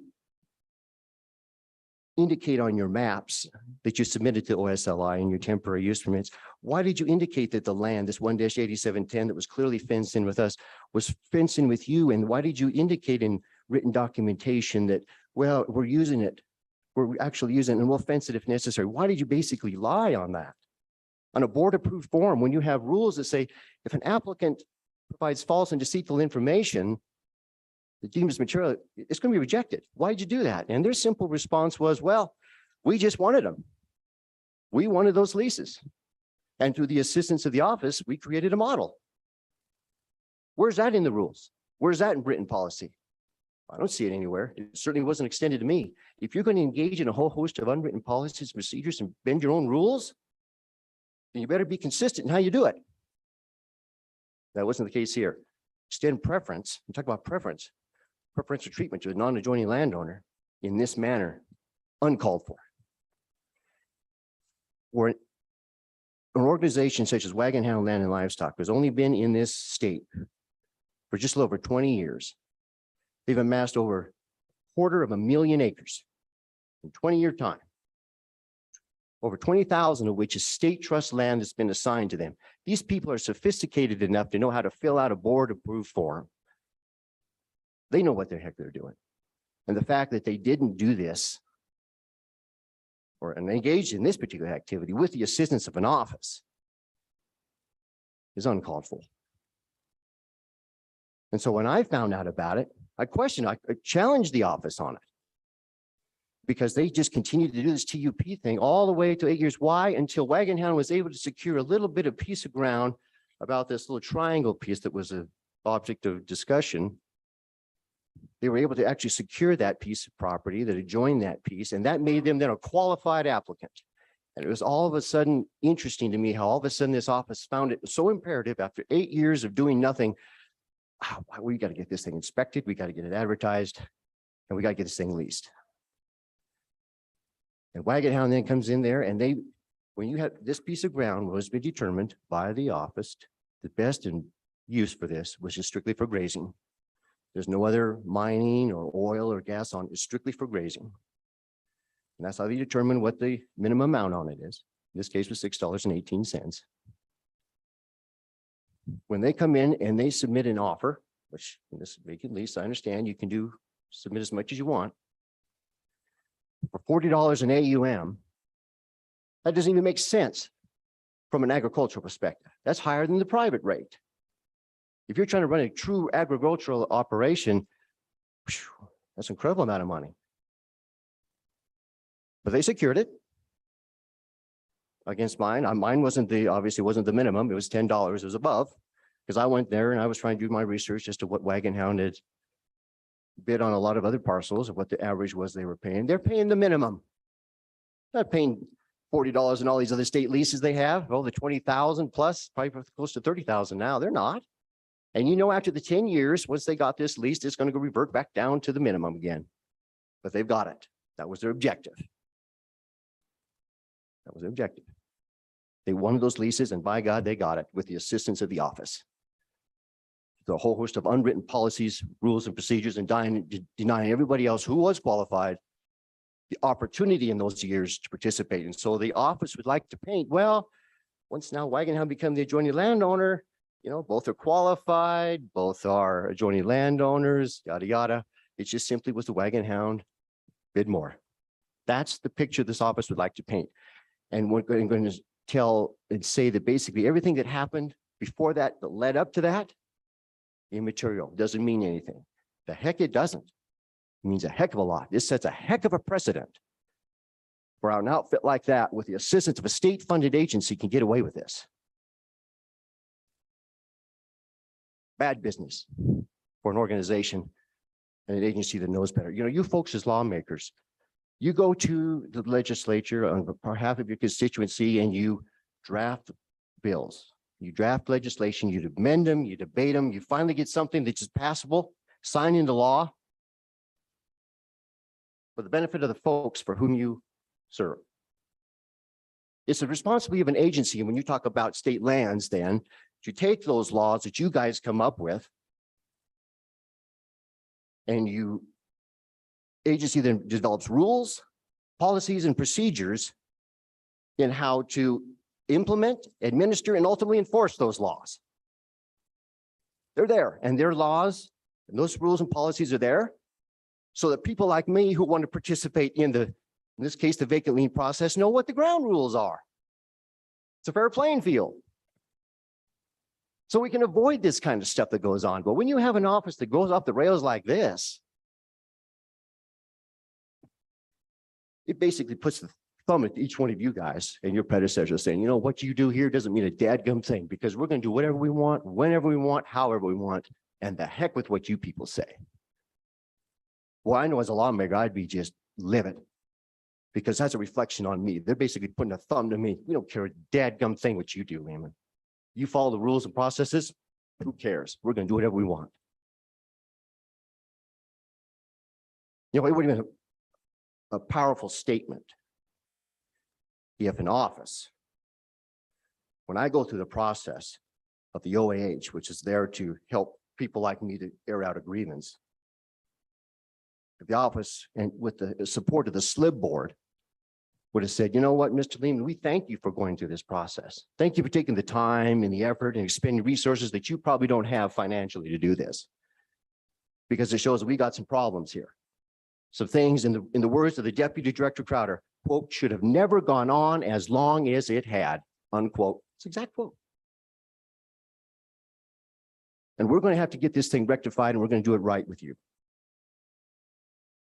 And furthermore, we don't care if you're a fourth generation rancher like you, whose family's been in this state for 140 years, and your young ranching family who doesn't have a lot of financial or land resources, or you're a conglomerate that's based out of Southern California, hedge fund manager who comes in this state, been in the state for 20 years and amasses 250,000 acres, been assigned 20,000 plus state land and whose owners are worth hundreds of millions of dollars.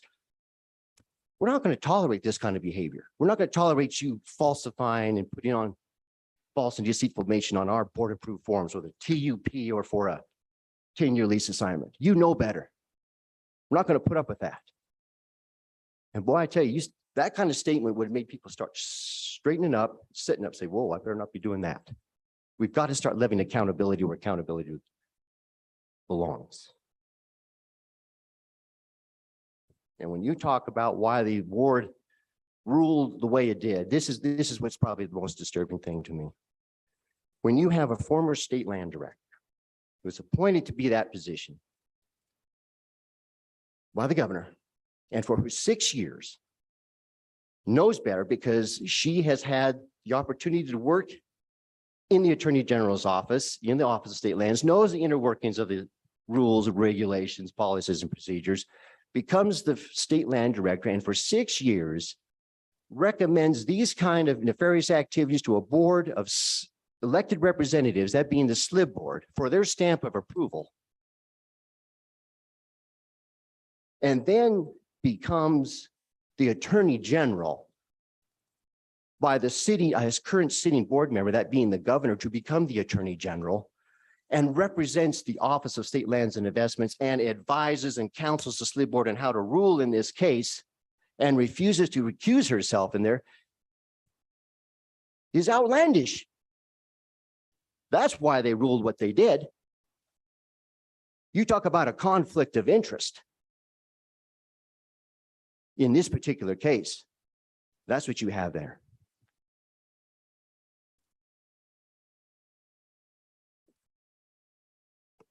I tell you, gentlemen, you as a body, as an oversight committee, take your job very seriously.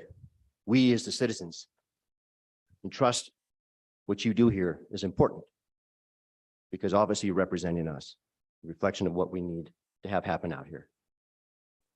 But to have an agency that basically thumbs you folks and says, we're going to do whatever we want, however we want, is not right. I would respectfully ask that you guys, exercise your sense of obligation, say, you know what, hey, as an oversight committee, we don't want to put up with this. We believe in the process. We believe that what we put together here is working for people. The process was working. But to have it usurped like that, the way it was, because of another individual using a position of power as the AG's office in this capacity is wrong. It's wrong. So I would encourage you to demand that the process be upheld. You have to instill integrity back into this process, whether it be through the leasing process or the Office of Administrative Hearings. It's there for folks. Right now, it's compromised. People don't have any faith in it because of what's going on. And unless people like myself have confidence back in the process, we're not going to have much faith in you. We're not going to have faith in the system. In the words of John Adams, the system only works if you have a moral and virtuous society. And we're not going to instill some of that. And if that's become old-fashioned, become moral and virtuous, then we've got some real problems here, folks. If the office had just done what it was supposed to do, clear back at the beginning, we wouldn't be here. We wouldn't be wasting all this taxpayer time, your time, my time, everybody else. So, Mr. Chairman, if I have a That's it. question on Yes, that, sir. regard, I know it was before your time, but do you have any insight as to why that lease went vacant to begin with? The lease was declared vacant, Chairman Bona. the lease was declared vacant because the previous deeded landowner failed to make the annual rental payment. Just didn't pay. Fair enough. Okay, and I think it was in, so I was just merely trying to pick up on that and make it right with the office. Right, absolutely. And I think that's, in terms of things we haven't done yet, I think that something that's worth exploring. And what can we do to make sure that, maybe one of them help in that case where he just doesn't pay. But Right. yeah, how do we have fewer vacant lands? Because then it's much more up in the air. It's more likely to be contested, it seems, I get the sense. And so I think that's another area that we could continue to focus on. So anyways, so any further, go ahead, Mr. Chairman. So a couple questions for Mr. Lehman. I don't know how many acres this is. It's quarter section. Chairman Bonner, Representative Eklund, it's approximately, Co-Chair Eklund, it's about 139 acres, just a small little state lease. About 139 acres, not even a section, quarter of a All section. right, you've indicated, Mr. Chairman, you've indicated that this lease could be secured with this $1,300, 40 bucks an animal unit, which is a bit high. I've heard of it, but not in your area. And then reduced at another time. I'm gonna ask the deputy to maybe respond to that. Is this, if this lease remains at least that minimum bid that they put in, if it's reduced later on, then I'm not sure the process is working right. And I think that's something we can do something about to make sure that the state receives what those bids were in order to secure them. I've not heard of this bait and switch deal where you go ahead and you secure a lease and then get it reduced after you've secured the thing. So I'd like to have more information concerning that. Yeah, go ahead. And clarifying question, so you meant that, when it comes up in 10 years, obviously it's less competitive, and was that what you're referring to, Mr. Lehman? If I understand you, Chairman Bonner, if I understand your question, once it comes up for renewal again, obviously Wagon Island has the preferred right to renew it. I mean, even though I'm a joint landowner, I wouldn't really have much chance to do that. I could try to bid it up, but obviously they have the preferred right to match that offer. What it is, and I believe it's still set at 120% of the minimum. Is that correct? I don't think that's changed in anything with House Bill 3, so.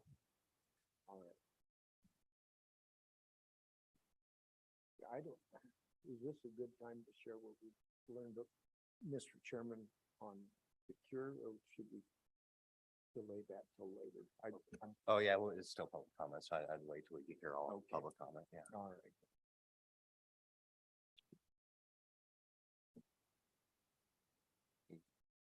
Okay. All right, any further questions, please? Representative Blackburn. So, Mr. Chairman, I guess directed to you or co-chairman, how do we make this situation right, or can we make this right? It seems like, has some rules and regulations that we have to look at maybe and change. So can we hurry up and change them and make Mr. Lehman whole again, or where can we go with this? Representative Blackburn, I've told this Mr. Lehman several times, I don't think there's anything we can do to retroactively change the decision. That's not how we don't make laws that affect people in the past. It's just not a part of our tradition of having with the rule of law. So I do not believe there's a way to somehow, change the board's decision or anything like that, going back in the past and changing what happened. And I could stand corrected by our staff, but I just don't think there's anything we can do there. What we can do, and the reason why we're here, is to see what else we can do besides House Bill 3 to make sure this doesn't happen again. And make sure, once again, the whole idea of House Bill 3 is that there is very clear procedures for vacant lands, so you don't have the subjectivity. That is the concern in this case that led to some of the accusations Mr. Lehman's taken, where it seems like one entity is getting treated different from the other. So that was the whole point of House Bill 3. So, Mr. So Chairman, anyways, yeah, go ahead. let's hear from the staff since we don't know and we're guessing. Right, fair enough.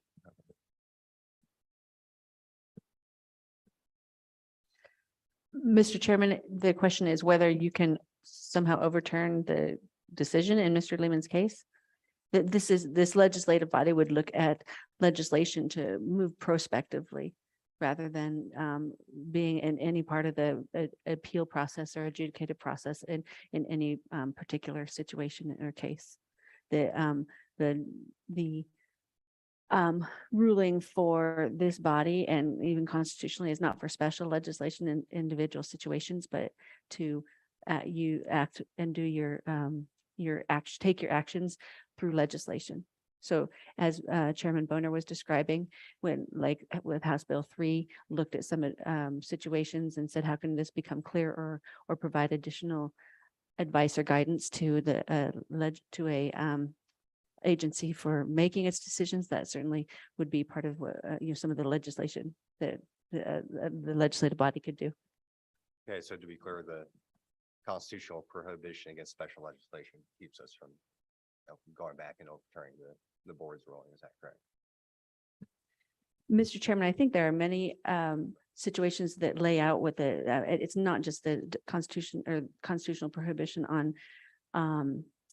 on special legislation, that yes, and also the division of powers among the three different branches of the government, because the legislative branch, the executive branch, and the judicial branch, as far as the different roles that they each have. Go ahead, Mr. Chairman.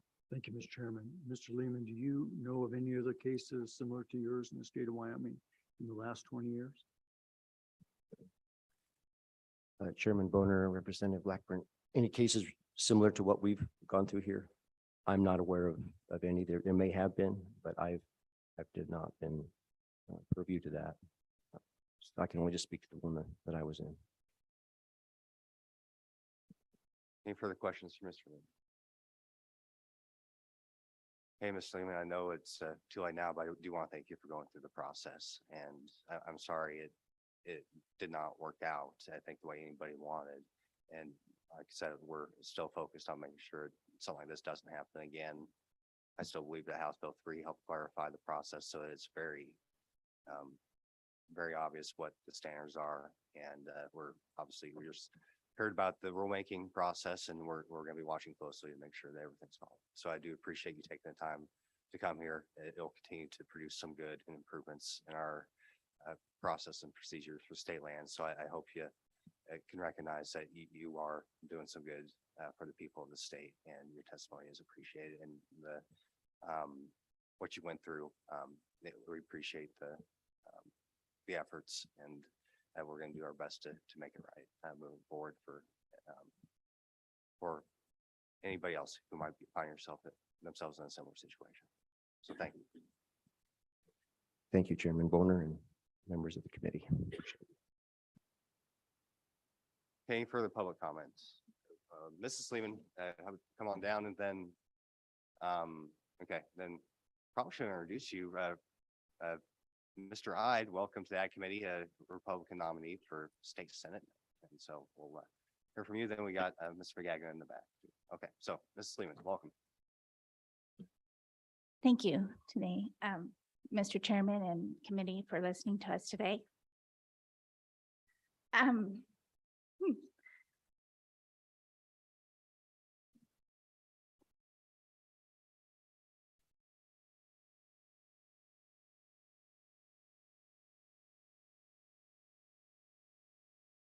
My background is in law. As a certified paralegal, and I can honestly say,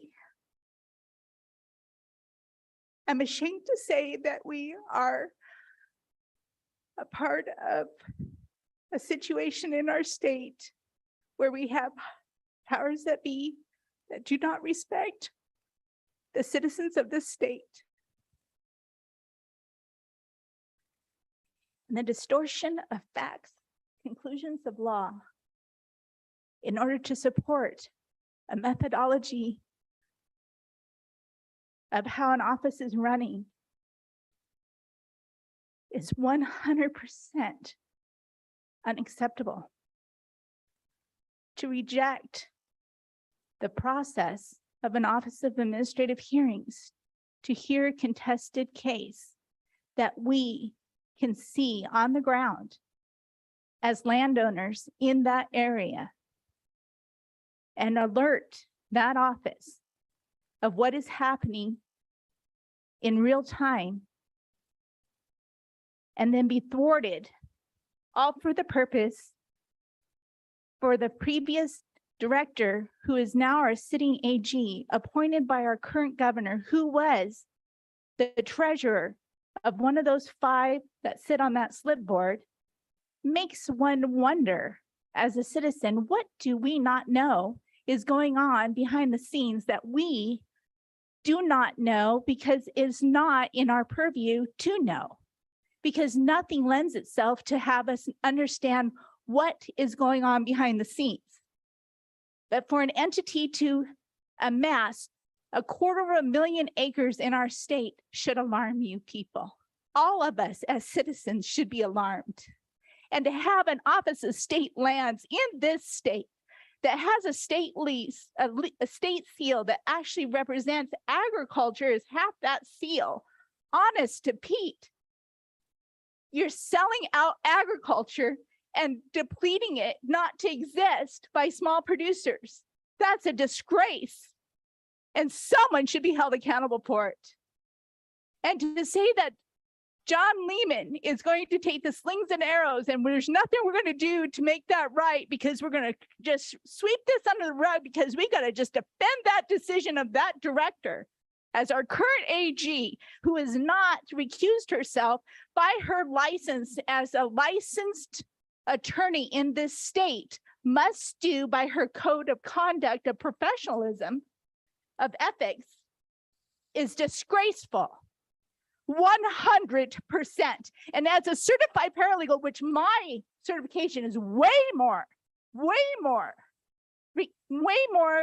considered to be. It's just, okay, Senator Wasberger, go ahead.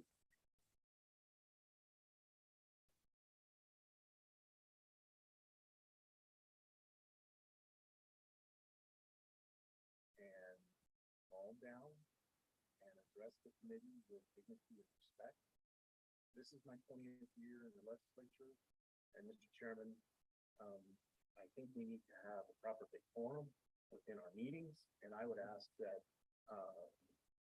that would be part of the future of this meeting. Okay, so Ms. Lehman, just, you're doing good. Just, calm down. I would take a deep breath and proceed with your testimony. I think we got the concern about the Attorney General and, the position she held when this was adjudicated through state lands, and then obviously in her new position as Attorney General, giving advice to the Board of Land Commissioners. And so committee, just, and for you, so you know, I think for our next meeting, clearly we need the Board of Land Commissioners and the Attorney General to provide, that end of the process. So just so you know, hopefully if that makes you feel better, we will be hearing from them as well. That's the end of the process. That's what we'll be asking that they be at our next meeting. But yeah, please proceed. Just take a deep breath. I know this is tough, but if you have anything to add beyond the concerns that Mr. Lehman stated, please proceed. Yes, and as a wife, a mother, a future 5th generation of the state, whose family was homesteaded here before the state was a state, I implore you to care. Bump up the give a care factor. Do not fall into what the rest of the world is doing to forget our moral and virtuous responsibilities in order to pass on for the next generation a state that we know as Wyoming. Free, Western, ag, full of resources. To have our stewards of our next generations to handle just like all the previous that were before us, and respecting the land, and not let some other entities come in here and just amass this amount of land for not even the purpose of what it's for, that turn Wyoming into something we have never been, and we will never be able to have Wyoming that we once was. That's alarming. And if you don't think that's not going to happen, then y'all haven't been paying attention to the 30-30 plan. Wyoming is the only state government that was ever mentioned in the behind the green mask of the Agenda 21 out of all our union.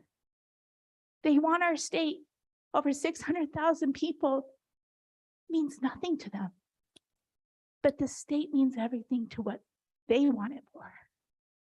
Are we going to stand there and just hand it over? Are we going to stand there and just watch what's left of Wyoming and the West just slip through our hands?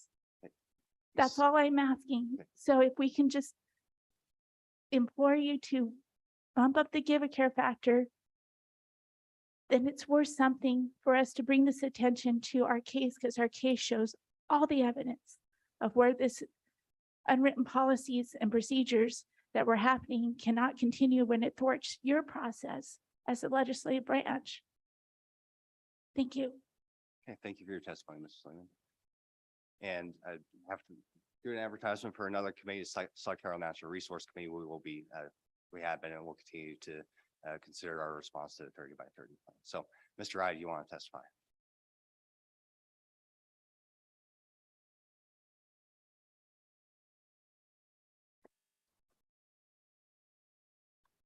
Welcome, sir.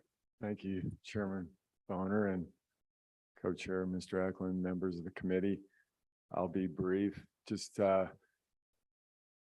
wanted to make some, I've known John Lehman since he was 12 years old. I'm more of a character witness than anything else. He's a good man, a lot of integrity. His family, his dad was salt of the earth.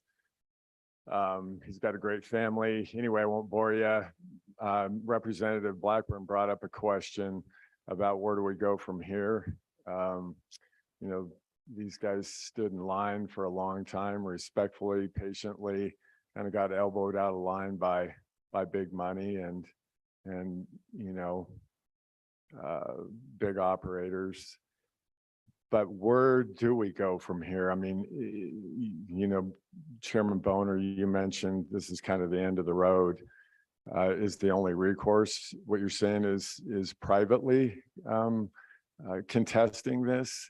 Or is there any, you know, I understand retroactively doesn't look like it's in the cards right now, but I don't know if there's any way to push that envelope any further.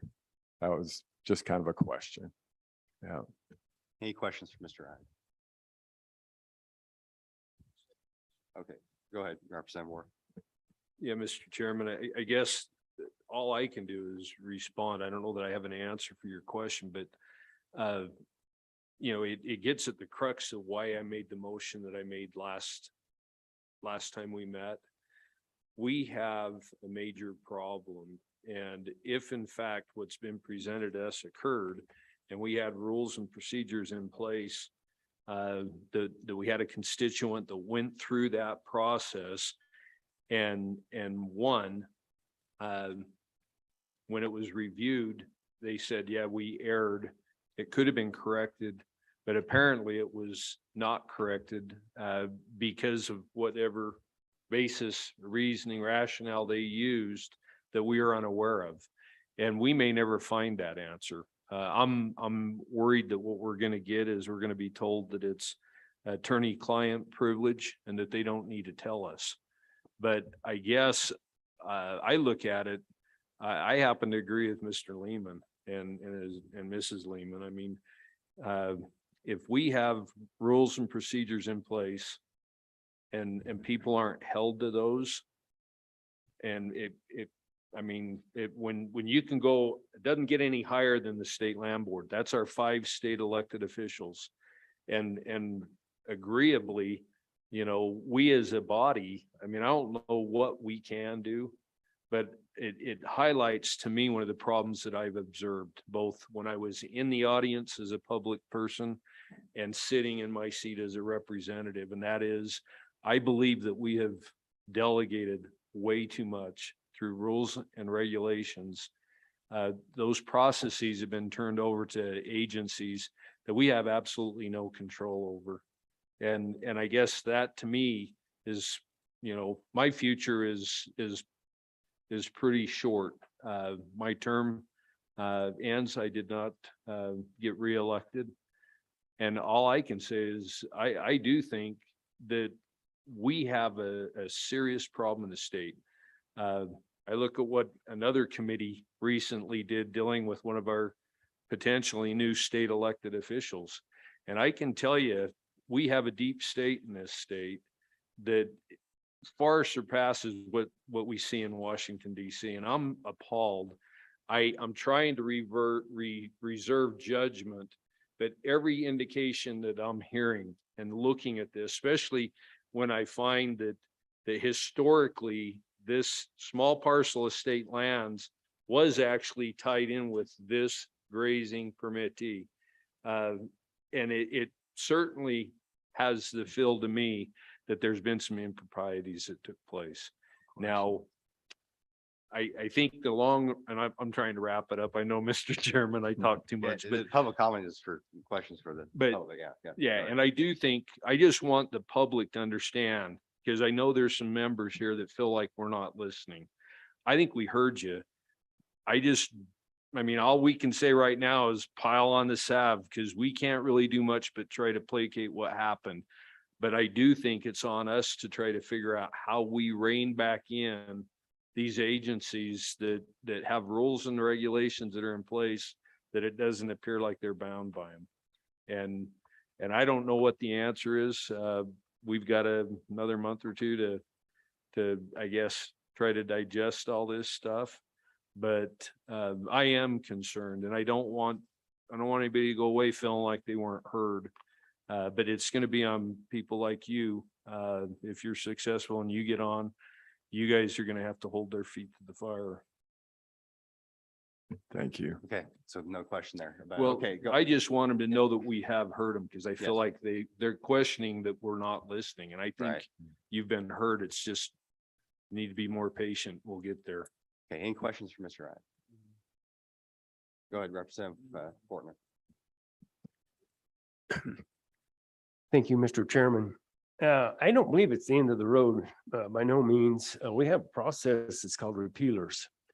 And I believe that, and I've been thinking about this a lot since the first day I got here. Well, actually, I guess wasn't the first day. It was one of the first bills that we looked at, House Bill 25, where the Gaming Commission actually superseded law with the rules and policies. That's not constitutional. They can't do that. But we give them the power, so I guess it is constitutional. But we got to repeal that back to where they can't have that power. We got to keep the power, because that's what we was intended to do within the Constitution, was to set law and produce a good solid law, not to turn it over to a board or a committee or any of that kind of stuff. So it's not the end of the road. Repeal, I agree with Representative Worf. I too am short-term. November will be my last board meeting. You guys take them repealers. I would like to see repealers every other session, nothing but repealers come in for one full session. Next session, maybe half as many laws. We got way too many laws on the books, Okay, and we allowed for too many people to, okay. go ahead. So Thank you. we're trying to get through public comment, Yeah. so we'll have time for, Yeah, statements exactly. later. Any questions for Mr. Ride? Thank you, sir. Okay. Thank you. Okay, Mr. McGagnon.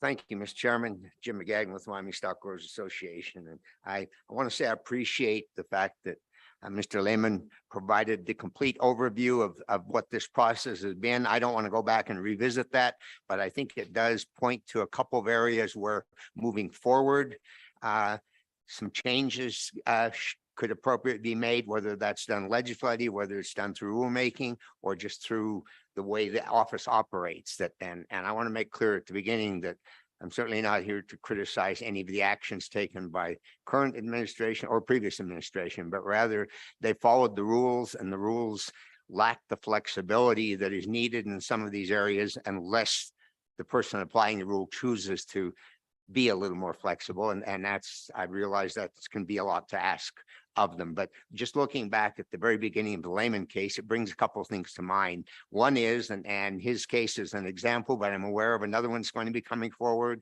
where a ranch failed financially and went into a receivership or something. And then someone stepped up to buy the ranch and found out when they did so that the state leases hadn't been kept current. You know, I think anything we can do in Wyoming today to encourage Wyoming people to acquire a ranch. It used to be typically that if a ranch was sold, the neighbors bought it. Well, today's land prices and that, it's difficult to make that happen. Anything we can do to foster that, I think, is in the best interest of the state. And so one area I think needs some consideration is that if a person acquires land with a state lease, the lease had been allowed to expire or payments hadn't been made, that individual has no responsibility. That it wasn't a failure on their part, it was a failure on the part of the previous owner for whatever reasons, financial or otherwise, that there be a methodology whereby because these lands are so much an integral part of these ranching operations, that the person who acquires the ranch has the ability to go in and reinstate that lease without going through a competitive bidding process or something like that. So I think that's one area that is ripe for some improvement. A second one that this case brings to mind is the use of temporary use permits. And I don't recall historically very few, if any, cases where TUPs were used for grazing leases. In fact, if you read the statutory language on the use of temporary use permits, grazing or agricultural use is not included in that. On a very short term for a year or something, they may be appropriate, but using them on a repeated basis, like in the Lehman case, I would argue is an inappropriate use of the temporary use permit process. So that's another one. One other thought that came to my mind just based on comments by Representative Wharf with regards to, well, can you double lease the land? I think that doesn't work because, for example, in this case, if Wagon Hound were to hold a joint lease, they couldn't utilize that without unless the fence were changed, without trespassing on Mr. Lehman's private land. But the thing it brings to my mind, and I'm not aware of it, but I think it would be doable even under current law. The land office has the ability to, I would believe, to define a parcel for leasing purposes.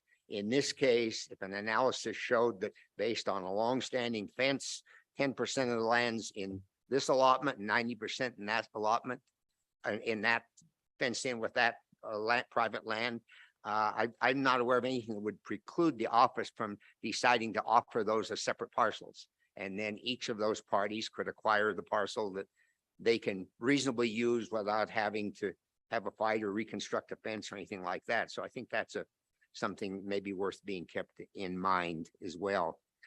With that, Mr. Chairman, I've submitted some suggestions to the committee. I would briefly go over those and if you want, if this is the appropriate time for that. You know, given the time constraints, maybe we could wait till this afternoon if you're talking about ideas for bill drafts. Is that correct? Or Well, it's the document that I submitted to the committee dated August 15th that you have. It would take some bill drafting, but the points that I bring up here, 2 or 3 of them are not included in the current bill drafts, but happy to address them whenever you feel is most appropriate.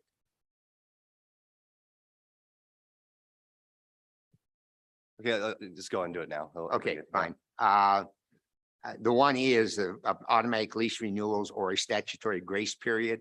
And as you'll see, I also provided you with a copy of comments I had submitted to the Office of State Lands, suggesting some changes in the process where there at least is a further notice process. Our recommendation was that by statute, there has to be a 120-day notice, that there be a second notice after 45 days out if there had not been a response, and that if the deadline is reached, that a party be given, say, a 15-day opportunity, notified, and 15-day opportunity to correct the deficiency with an appropriate penalty, but before the lands are declared vacant.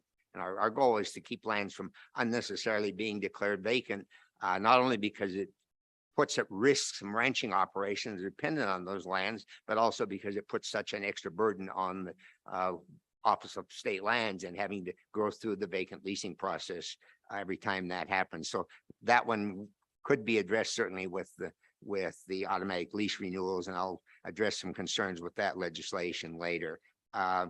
Another one that's come up in several cases, and it came up briefly in discussion this morning, is the grazing of non-owned livestock. And we certainly concur with the current law that if you're going to sublease your land or into some type of a formal agreement on the land itself, that needs the prior approval of the state land office. But if I hold a state lease, for example, and I'm grazing livestock on it, whether those livestock have my brand or whether I've worked an arrangement where they have your brand and I'm running them for you, we feel that that should be immaterial to the state lease itself. As long as I'm the lessee and I'm the party that's responsible for the management of the state land, for the care of the land, and for the care of the livestock. And particularly in today's world, a couple of factors are occurring. With drought, last couple of years, people are selling off significant portions of their cow herd because they simply can't afford to maintain them. If we get a good year next year, as some would prognosticate, and there's plenty of grass, you can't rebuild your cow herd in 1 year because you've got genetics involved in that. So you may agree to bring in someone else's livestock to mingle in with them, to run them for a summer. That type of a thing, as long as you're doing it, should not require a prior approval in our view of the Office of State Lands. Another common scenario today is the people in certain parts of the state, in lieu of the historically cow-calf operations, have turned to yearling operations for a number of reasons. They don't have to put up hay, they can pasture their meadows and that. Well, with yearling operations, you may buy yearlings and bring them in 1 year. The next year you may opt to bring in some yearlings that you're operating for the summer. And I think that should not be a material factor that requires some private approval for the state land office. As far as the fact that if you have a sublease and you're making money, yes, you share 50% of it. That's very appropriate. If I bring a cow or a sheep onto my property, whether I made $5 off of my own animal because of the way I sold it, or whether I made $5 out of the value of someone else's animal, should again be, in our view, immaterial to the state leasing process when it's done that way, as long as the state just knows that the individual who leased the land or the entity that leased the land is responsible for the management of that land and for what takes place on it. So that's something that I believe needs to be addressed, and most likely needs to be addressed in a statutory manner, because there's limited flexibility today to do that. I think through rulemaking. A third one that I brought to your attention, in the current statutes, there's some talk about the value of the land, but then there's the use of the term contributory value. And under the process we've had till now, if I hold a lease, I'm supposed to be able to tell the state land office any improvements I've made on that land, what do those improvements contribute to the value of my having that lease.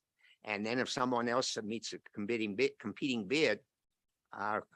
bid, they're supposed to say what the contributory value is. Well, contributory value is not defined anywhere in the statute. It's presumed to be, does it make the state land more valuable for grazing or crop production because that improvement is there? But it's not really clearly defined, and it's about impossible to define. And I use the example, if I'm running sheep on a state parcel and I have a set of sheep corrals, they may have a pretty high contributed value to my operation because I work my sheep there. If that lease is obtained by someone to run cattle out there, those corrals might be a negative value because they have to go remove them because they're just a nuisance. So if we could, I think, get back to a concept of when we're talking about the value of improvements, which we do in other senses, including in the legislation to increase that 2,000 to 4,000, we're talking about the actual depreciated value of the item that's out there. And then that becomes, if someone else acquires the lease, a matter for negotiation and go forward with that. So that's the third one I'm actually used to consider. The fourth one, and again, relates back to some of your earlier discussion, is that the language on having actual necessary use for the land and available forage, when that was put into the statute back in the early 90s, I believe it was, I was involved in that process. The intent was that in order to hold a state lease for grazing or agricultural purposes, doesn't matter whether you're the current lessee, conflicting bidder, or you're bidding on vacant land, that requirement was a fundamental requirement intended to apply to anyone who's acquiring a state lease. And to be very frank about it, the reason that was put in there is because we were starting to see some efforts by some anti-grazing groups to lease state leases so they could just hold them and prevent them from being grazed. The language, the way it's in the statute today, I can argue that it covers all of those scenarios. Others can push back and say, well, the way it's worded, it applies only in this case and not in the other case. We'd like to see some clarification there and would be happy to work with you on the specifics of that as well. So those are some of the areas that we think could very much benefit today from some legislative action, some of which you have proposed in your bills this afternoon, and some of which would require either additional legislation or some additions to some of those bills. And with that, Mr. Chairman, in your time, I'd be happy to take any questions. Okay, thank you, sir. Any questions for the stock growers? Representative Ward. Yeah, thank you, Mr. Chairman. Mr. Magagna, if you were unsure, if you were a livestock producer and you saw there was a piece of vacant land, and you went in and talked to them, are they under any obligation to the state, or are they under any obligation to tell you if there's a temporary use permit issued on that property? Who would be eligible to apply for that property? I guess that's one of the things that I sit here and not knowing the process, I guess I just wonder if that, you know, if you were aware that there was other uses that had been permitted or that were permitted on that vacant land, are they under any obligation to tell you about that when you go inquire? Mr. Chairman, Representative Wharf, I'm not aware of a statutory legal obligation. I do think that there's a moral obligation and a just good management obligation. And if I might refer briefly back again to Mr. Lehman's case, where the state land office back then was very aware that he wanted to acquire that lease. It had been a part of the ranch that he purchased. And they told him, we can't issue a lease until we do a certain analysis that's required by our rules, which we agree with. Then for them to step out and issue temporary use permits to someone else without making, and irrespective of who the parties were, without making him aware, knowing that he had been an interested applicant, that they were going to do that and provide him the opportunity to also request or seek a temporary use permit, I think was very inappropriate. Mr. Follow-up, how would you correct that so that, is there a way that we could correct that? Because that to me seems to be one of the problems you have. You know, the way I understand this case is you had an individual that consistently was going up, inquiring, and all of a sudden down the road finds out that they've had a temporary use for 8 years all of a sudden. How can we fix that to where the wheels don't come off in the future? You know, how can we stop that? Is there any suggestion that you can add to this? Anything you would recommendation you'd bring to this committee? Mr. Chairman, Representative Wars, two things come to mind. One would just be a practice in the office that if someone has made an inquiry about a state lease, particularly if it's in their property, that would be noted in the files. And if someone else came in seeking a temporary use permit or a lease, that the files would reflect that and they would reach out and notify the party. And the reason I say in the files, because you've got to recognize the fact that personnel change, and it's a little different today than it was. There were people who spent their entire careers in the state land office. The one that comes to my mind was there for 51 years. And today it's just the world we live in. They struggle to keep good qualified people there for a lengthy period of time. So I think in record keeping is one way you would do that, and they would reference that record and do it. The other thing that I would say might be looked at is, as I say, the current statute makes no reference to using temporary use permits for grazing agricultural leases. If that's to be allowed, maybe that should be inserted in the statute with a timeline, that they cannot be used on a given parcel for more than 2 years or something, so that, and cannot be renewed, so that it puts some pressure on the office to go back to the appropriate process of 10-year term leasing. Okay, Representative Larson. Mr. Chairman, thank you. Mr. McGagna, thank you for being here. I see you sent some comments on the to the OSLI about chapter 4. Have you had any response from them? And are they, I guess that would be the first question. Mr. Chairman, Representative Larson, I've had just a verbal acknowledgement that they'd received them, some indication that they were going to visit with me about them. That has not, I had requested a meeting for that purpose. That's not happened at this point in time. I understand that some of this is maybe going to be addressed in the final rule, but since I won't see those rules until they're put in front of the Board of Land Commissioners, I have no way to say whether it is or is not. Thank you. That's good to know. I hope they're hearing that, and I hope they connect with you, Mr. McGagn. Any further questions for the stock growers? Okay, thank you, sir, for your Thank you, Mr. testimony. Chairman. Any further public comment? Come on down, sir.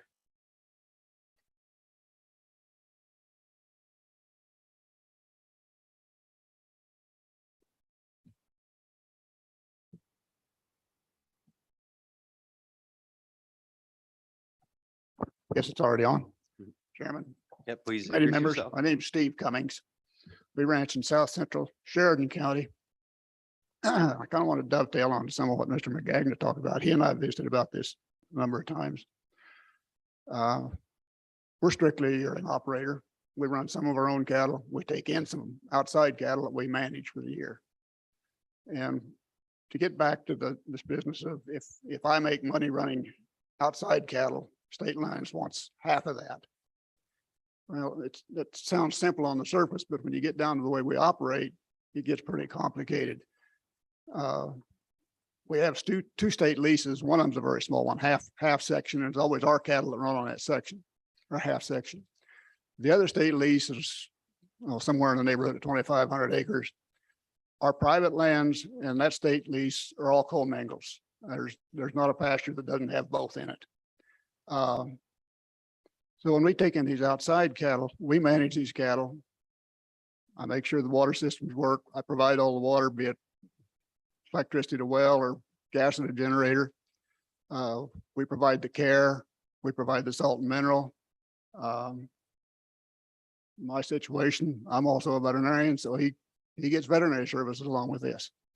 So each spring, after we get what that year's AUM rate's going to be, I sat down and go through a whole bunch of mathematical gymnastics to try to get back to what part of that lease that we run on with our own cattle plus these outside cattle and get back to a figure so that I don't trigger owing State Lands more money. You know, they're nice guys. I've visited with Mr. Crowder a number of times, but he doesn't show up and help roping Dr. Yearlings. He doesn't help put out salt and mineral, much less help pay for it. So I have to sort back and try and come up with the number of AUMs out of state lease and put that in for my sublease agreement. And then send that to my customer and have him sign it, which I don't think he's real comfortable with. He does it, but he's not comfortable with it. It's just another issue for him. He doesn't want an a la carte bill. He wants, it's going to cost me this much per head month or this much per head day. So I guess I'm asking for somebody to explain why I should have to share half of what I make. I spend just as much time taking care of his cattle as I do my own. And I can make as much as I want to or lose as much as I want to on my own. Mr. McGagna suggested I bring this up here and thought maybe it could be addressed legislatively rather than through the State Board Commission. You know, it just seems like it's unnecessary busy work to have to go back through all that stuff every year. Because 1 year is not the same. The AUM rates are different from year to year. The number of cattle varies from year to year. This year, we cut our numbers by a third this year because last 2 years have been so dry.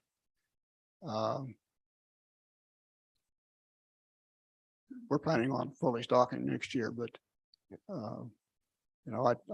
I've tried to play by the rules on this so that, if I lost my state leases, my private ground's worth absolutely nothing because it would all be landlocked in different places. So, I guess I don't understand why I should have to share half, if I've been able to backtrack most years. One year I got an extra bill for a few dollars because I didn't backtrack far enough, I guess. But, and usually we don't find out if that's been approved or not until I think we got the approval letter here about 3 weeks ago. And, the season's pretty well shot by now. So, and it was approved, but, so anyhow, it just seems like it's unnecessary busy work to have to go back through all that every year. Okay, fair enough. Any questions, committee? Okay, so just so I understand, Mr. Cummings, so you split the profit, but you have to deduct the expenses, and that's what is. What I that's try a and lot do of is it. figure it back. So I'm charging him for state grass, just what I'm paying for state grass. So that's basically all I'm getting from state is grass. They don't provide the water. They don't provide anything else. And so I try and back off what I charge my client and estimate what AUMs are going to be accounted to his cattle out of all that lease, since it's our cattle are on part of it part of the time in different pastures, and it just seems like an unnecessary problem. So, Okay, thank you, sir. Thank you for your testimony. okay, thank you. Any further public comment? Okay, well, we'll take a break here. Let's make it brief. We are behind schedule, which is okay. But we'll come back at 11:05.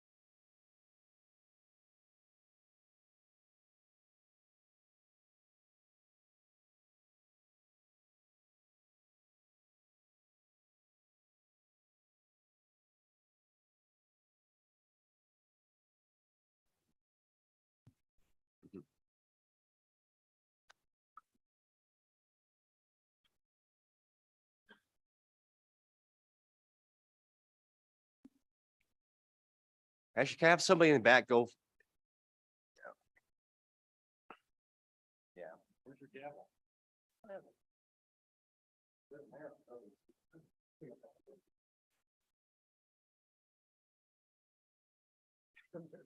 They're leaving. No.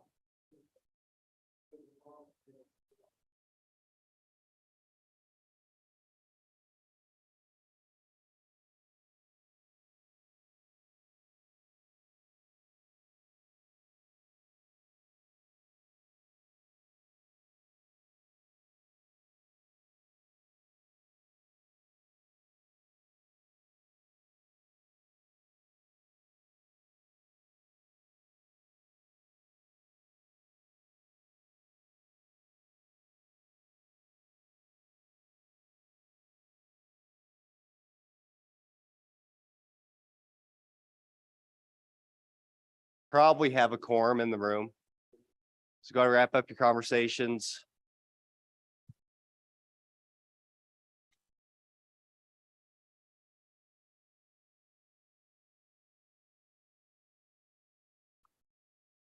Okay, welcome back, Director Scoggins. Go ahead and proceed. We are up still on our 8:10 topic, talking about land exchanges now, so. Thank you, Mr. Chairman. Deputy Director Crowder is prepared to lead the committee through the exchange process and the discussion of the specific situations as directed. So with that, I would yield the floor to Deputy Crowder. Go ahead.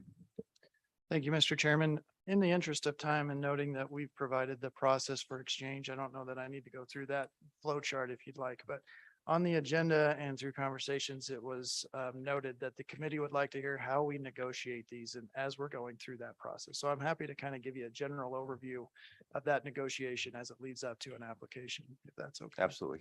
So obviously, every transaction is a little different and unique from each other. Some are extremely complicated and span several counties, several miles even. And some are very simple. Some are less than a section, some are right next to each other and they can move relatively quickly. But each one of those brings a very unique set of negotiation topics to the table as we move forward. We often get asked which lands are up for sale. And we don't have a list, obviously. The BLM maintains a list like that of disposal properties, as does possibly the Forest Service, but we don't. As the rules and the statutes contemplate, any person at any time cannot nominate any parcel for sale. And so in that sense, all of them are for sale at any time if we get an application. The next question we get is what lands would you like in an exchange scenario? And again, we don't maintain a list of acquisition properties we're interested in. We really don't want to be seen as looking at somebody's private property for acquisition. That's not our role, and really don't want to play in that arena. But in those answers to those questions, we tell them, in a trust sense, in a fiduciary sense, it doesn't make sense to sell land. There's a statutory and legislative intent that a major portion of the corpus be in land ownership. And so we have the 2005 baseline that we adhere to. We don't go above 10,000 acres or below 10,000 acres of that baseline. So we maintain a level of ownership, but that also makes sense from an investment perspective. Land ownership is the best hedge against inflation. And so to maintain that land ownership rather than selling it and putting those funds in the stock market, that just makes simple investment sense. So we typically don't go down the selling road. We talk about exchanges, and that's when they talk about which lands that we'd like to acquire, and we don't identify those. But we tell them we have trust land management objectives. And so if you're going to propose an exchange to us, we'd like to see them meet or exceed those trust land management objectives, meaning they meet or exceed the existing revenue off of those lands, the private lands per se that we would get, or they meet or exceed the management capabilities that we have on those lands, or they meet or exceed a community benefit or public access type benefit. So if they can find a property or a parcel of state land, if they don't currently own it, then we will entertain that type of a transaction as we move forward. So that's the beginning part of the negotiation is if they don't have lands identified, that's the direction we give them. You have to meet or exceed current levels of trust land management objectives with the lands that we're talking about. After that, it can take a variety of different ways. Obviously, if an application is submitted in the office, we're required to process that application per that flow chart that we've shown in the past. We're required to analyze it and provide it to the director to see if it can move from category 1 to category 2 status. But many times, and specifically in the larger exchanges and the more complicated ones, we have the discussion about, does this make sense? Does that make sense prior to an application being submitted? So there's a lot of back and forth and a lot of really preliminary analysis to understand if a certain scenario meets and exceeds those trust land management objectives or not. We're going to come up on the EOG exchange, I believe, in this agenda. And so I'll use that as an example. That was the exact conversation that we had. They identified a need or a want to acquire the property in Converse County. We told them that you have to meet or exceed trust land management objectives. And so that was the back and forth that came. And eventually they offered up some lands in Laramie County to be on the other side of that transaction. So these things take time. You'll notice that the EOG application was submitted on July 22nd of 2020. That was after probably about a year of conversation leading up to that. You'll also notice that the Board of Land Commissioners granted us initial approval to move forward with the analysis process on October 7th of 2021. So there was a lot of, can this meet trust land management objectives? Does it make fiduciary sense for the benefit of the beneficiaries before the director even moved it to category 2? And then from that point, before we could present it to the board. So again, these negotiations, and I'm going to harp on this a lot, trust land management objectives. It has no, at this point, understanding of impacts to adjacent lands.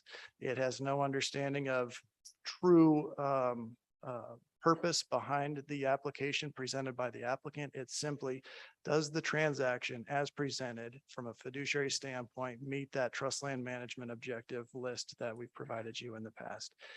And Mr. Chairman, this is going to be very brief because that can go a variety of different ways. So I'm happy to answer any questions on it to that point. Okay, any questions so far? Representative Heiner. Thank you, Mr. Chairman. Deputy Director, as you look at the different lands to exchange in the process, how do you evaluate the value of the minerals? I know we do an appraisal on surface, but how do you ascertain what the mineral values will be between the different land parcels? Mr. Chairman, that's a fantastic question. It's almost impossible to do. There aren't, if any, mineral appraisers in this state that can help us with that. In fact, we have a statute that says we cannot dispose of minerals in a transaction unless we get a value for value scenario. And at that point, if we go down that road, we'd ask a geologist or some other expert in the industry to tell us what is the potential of this property versus the potential or known minerals on this property and see if we have a value for value from their expert opinion. But to this point, we've not needed to value those minerals. In every exchange that I can think of with private landowners, we've not exchanged the minerals. We've retained those. And only in the cases where the legislature has provided us direct sale authority to the federal government, have we disposed of those minerals to them. So Deputy Director, you retain the minerals for the state lands, but when the private land is offered up to the state, they retain their minerals as well? They don't offer those minerals as part of the exchange? Mr. Chairman, not very often. Sometimes it does happen if they have no interest in them. We have acquired private minerals through that. We've never disposed of state minerals through those exchanges, but sometimes it happens. Often they don't know what they own if there's no production on the property, and often they'd like to retain their minerals for any future potential opportunities. Representative Clausen. Thank you, Mr. Chairman. Deputy Director, do you guys take into consideration any potential surface damage easements, that sort of thing, when you're looking at these exchanges? Mr. Chairman, Representative, that's a great question. And yes, we do. Obviously, our first trust land management objective is revenue generation. So we look at what is the existing revenue streams coming off of a piece of property and compare that to what might come off of the newly acquired land if the exchange was successful. Mr. Chairman, Deputy, so it's strictly limited to current what's currently coming off, not the potential in the future for something like that. Is that, would Mr. that be Chair. correct, or do we look to, I guess it's the crystal ball thing, but there's some potential in it. Mr. Chairman, Representative Clausen, thanks for the clarification. Yeah, current is absolutely what we can analyze. That's what we can tie numbers to. Projected development potential, that is a consideration as well. And you've probably noticed in the past that we've done some transactions that had a greater potential than what the current revenue shows. And we've been able to complete those for future benefit for the beneficiaries. Any further questions at this point, committee? Okay, I have one dealing with, once again, the sort of information that's offered to the board in this case at that initial, given that initial approval in the case of the EOG land exchange. I think that happened in October. Is there any, I know it's as part of your committee materials or the materials you provided the committee that there's comments from the current ag and grazing leaseholders. Was any of that feedback provided to the board when they made that decision for initial go ahead? Mr. Chairman, I would need to go back and look at the materials to see if we actually provided those comments to the board, those lessee notifications or not. I don't remember that off the top of my head, but part of the process is that we meet with the board in executive session because we're talking about a land acquisition, and we describe the whole transaction to them, the revenue piece, the potential, the opportunities, as well as anything that may be a problem. And when we receive a negative comment from a lessee, that's something that could pop up later in the process. So we provide that to them. And in this specific case, without looking at the materials again, I don't recall if we provided that in hard copy or discussed that during that executive session. Okay, and also I noticed that also not provided in the materials that were requested was a letter from the Commerce County Commissioners, which was opposed to that particular land exchange. Is there a reason why that's not part of the information that we received as the committee? Mr. Chairman, there is likely a lot of comments we've received for this transaction, including that one. The public comment period is not open for this transaction. We haven't completed a detailed analysis, which means we haven't completed appraisals, and we haven't completed consultations with sister agencies to pull all that information together. It's our practice to pull all that together, provide that to the public for them to make comments on, including the county commissioners, and then to include those comments as a packet to the board for their consideration. So those comments and the others that have come are preliminary. They're not fully informed by our process. And so they're what we feel aren't necessarily ripe for a setting like this. Any further questions? Okay, please proceed. And just to add on a little bit, Mr. Chairman, the negotiation process can go on at length or it can be very short, but changes can be made as we get into the flow chart that we provided. So once an application is submitted, if we see something that will not meet trust land management objectives or can't move forward, we can request a change at that point, and the applicant can either agree or disagree. Once the director looks at it before she provides approval to move to the category 2 status, she can ask for a few things to be adjusted. So it makes the transaction a bit more beneficial for the state and its beneficiaries. The board in its initial approval can also ask for some changes to be made to make it more agreeable for their purposes. It's not until we have an ATI, the agreement to initiate the exchange, which is our form of a buy-sell agreement, does that really become concrete, that we really understand the parcels we're talking about. We're not going to deviate too far from that without going back to the board and seeking additional approval. So a lot of comments have come into us in the past saying that the transaction we're talking about now in front of the board is not what was applied for. And I want to be very clear that it's expected to change as we glean more information through the analysis process, as more people get more eyes on it and we receive more information. That could change right up until we have a definitive set of parcels in that ATI. Mr. Chairman, that's what I've prepared for the negotiation process. And I can get into the nuts and bolts a little bit of the EOG exchange. Again, like we mentioned at the last meeting, it is at the stage where we are still negotiating that ATI. So we've done no analysis on it. We haven't prepared any or asked for any appraisals to be prepared. So really, we don't have a lot of information other than generally what the parcels are. And again, until that ATI is fully executed, those parcels are subject to change.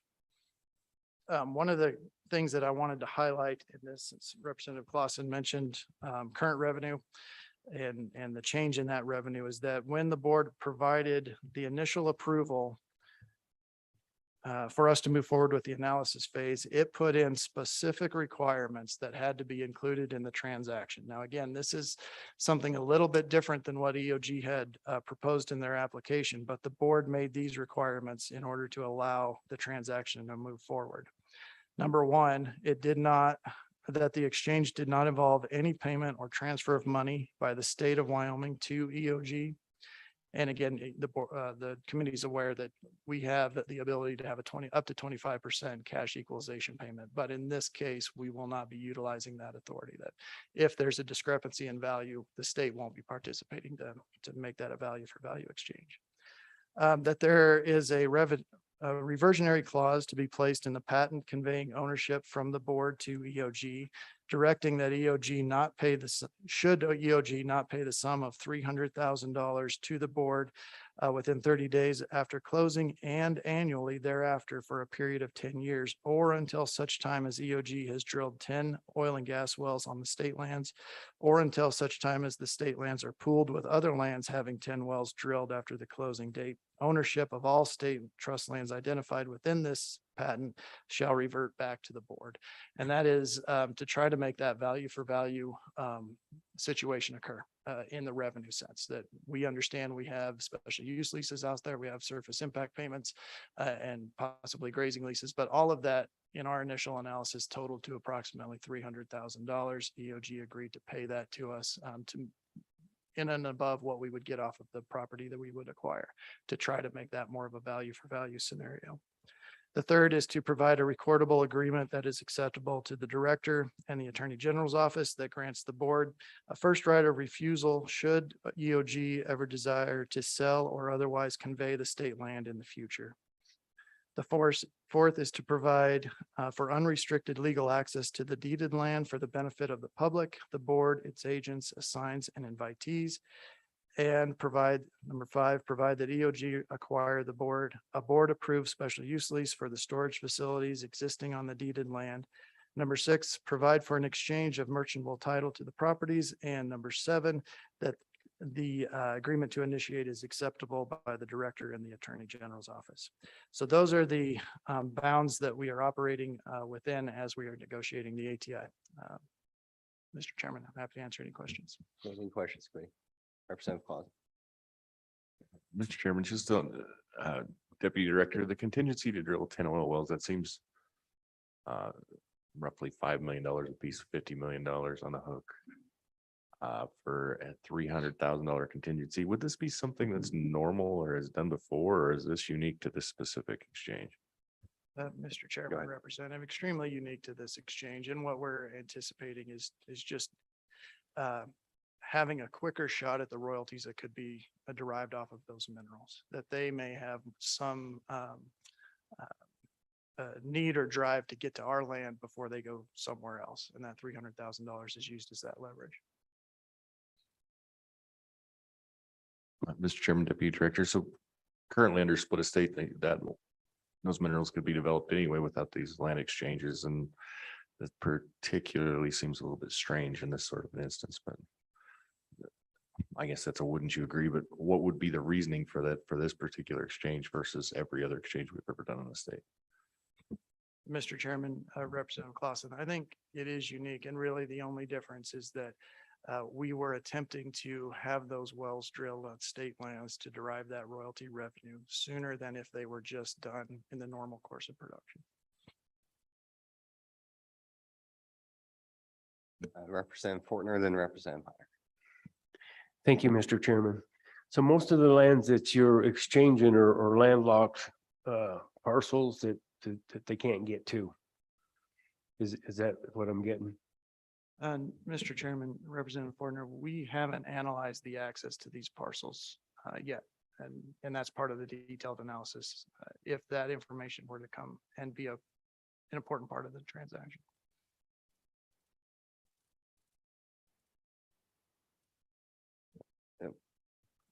Let's do Representative Piner, then Representative Clausen. Yeah. Thank you, Mr. Chairman. Deputy Director, there, one of those options that the EOG has offered is a first right of refusal. Do you ever foresee the state wanting to purchase those assets back, those parcels back? I'm just wondering if it would be better to offer those first rights of refusal to the grazing lessees in the event that the company wanted to dispose of those lands, it would be more beneficial to the ranchers to receive those acreages rather than the state. And Mr. Chairman, Representative, so it's important to note in that reservation that there's no reservation of the deeded land the state would acquire. So the state would maintain ownership of that property in Laramie County if EOG ever decided to dispose of those lands in Converse County. So that would be a net benefit to the trust land beneficiaries as far as acreage owned. We obviously have history and knowledge that revenue can be derived from those parcels from surface activities. And so that would be another net increase that should the state retain those, it be reverted back to the board, I meant to say. All of that's a net benefit to the beneficiaries. And as you're aware, our charge is for the benefit of the beneficiaries. We don't analyze the impacts or positive or negative to the adjoining landowners. The charge for these lands is for those beneficiaries. So from that lens, the reversionary clause back to the state has a couple benefits that we saw attractive. Thank you, Deputy Director. And it's my understanding that the parcels being offered in exchange, Laramie versus up in Powder River Basin, the parcel in Laramie, as of a couple of years ago when it was first appraised is I think 3 times the value of the parcels up in Powder River. So what they're offering is a 3-to-1 on just surface right value for the state. Is that correct? Mr. Chairman, again, we haven't analyzed that. We haven't done any appraisals to understand what that is. We've just come at it with the expectation that it needs to meet or exceed that value for the state lands being disposed of as a trust land management objective. And that, apologize, I've just lost my train of thought. But that the state would not entertain or provide any money back to EOG to make that an equalization payment.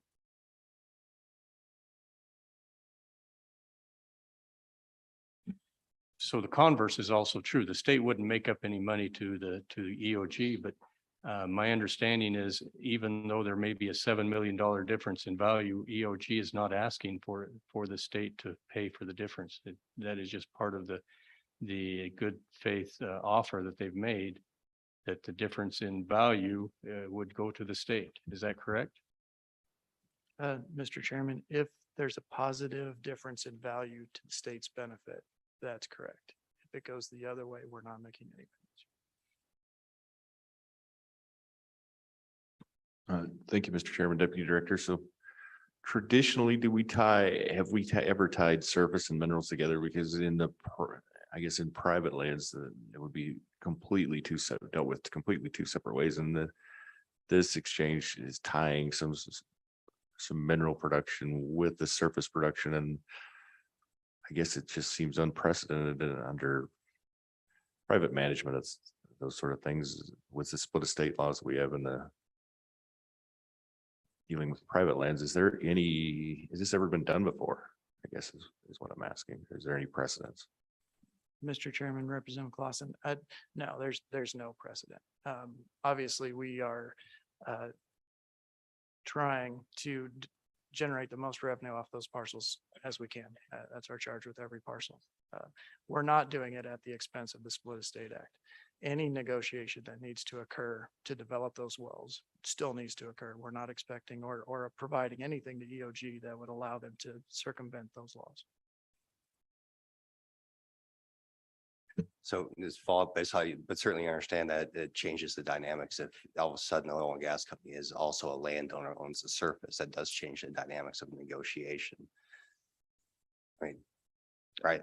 Mr. Chairman, I don't get into those types of negotiations. I don't understand that law. I don't practice there. Okay, Representative Clausen. So just for my own knowledge, if there's a landlocked state parcel,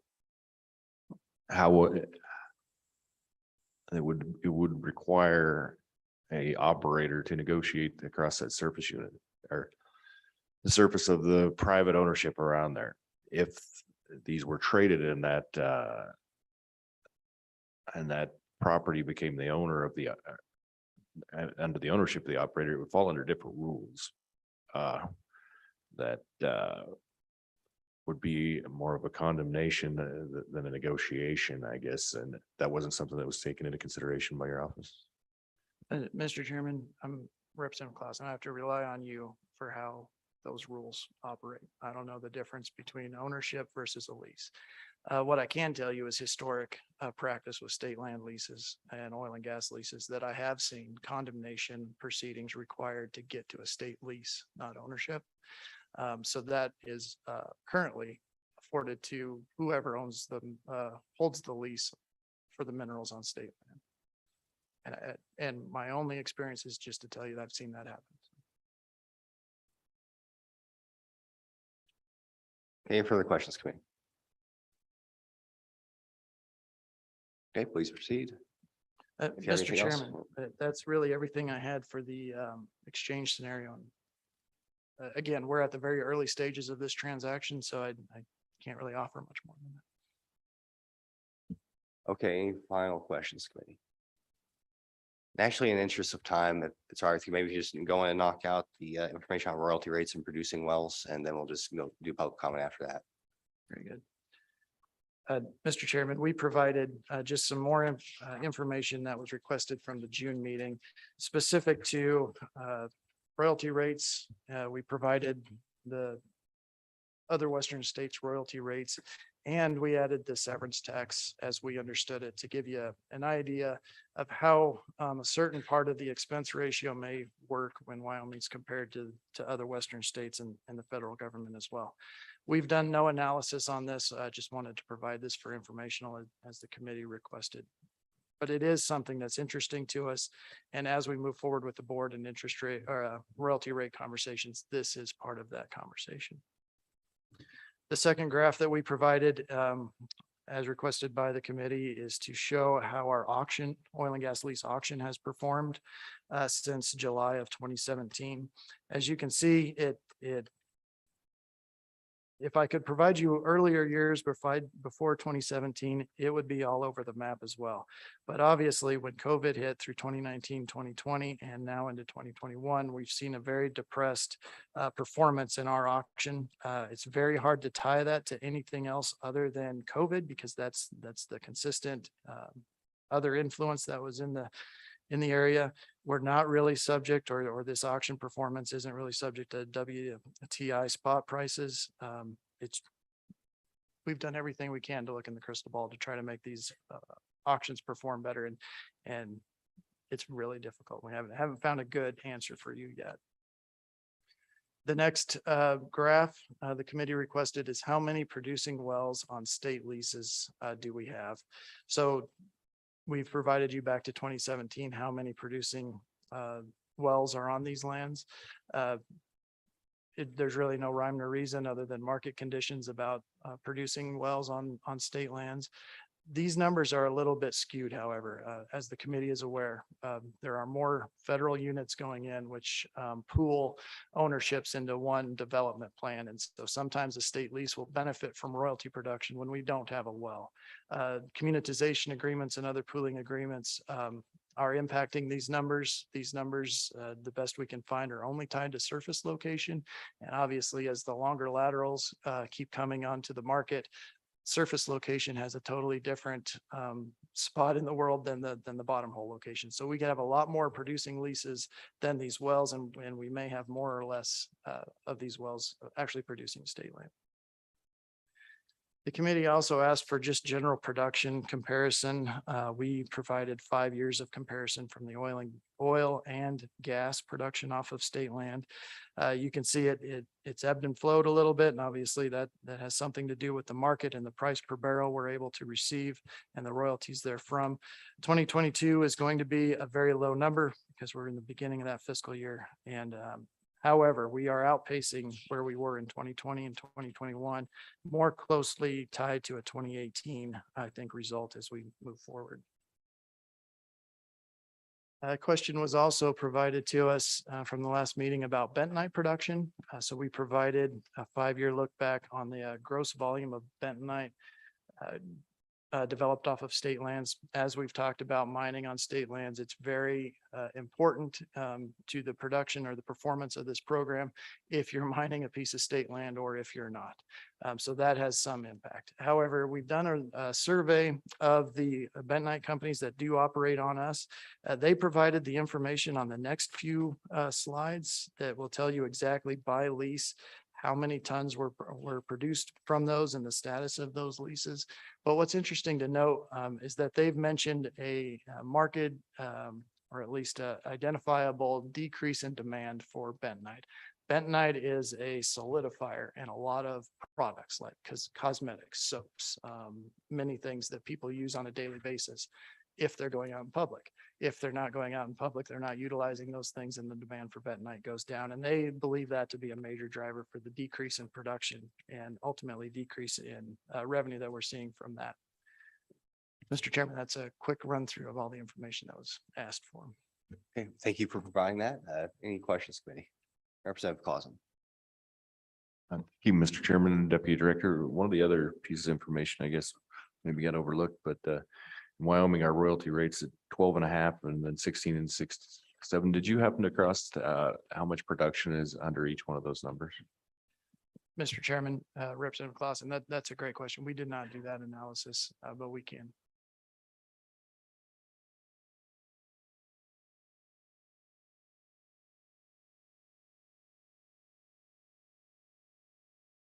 Any further questions? Okay, thank you very much. Appreciate the information. Oh, go ahead. Mr. Chairman, I'm going to back up a ways with your position.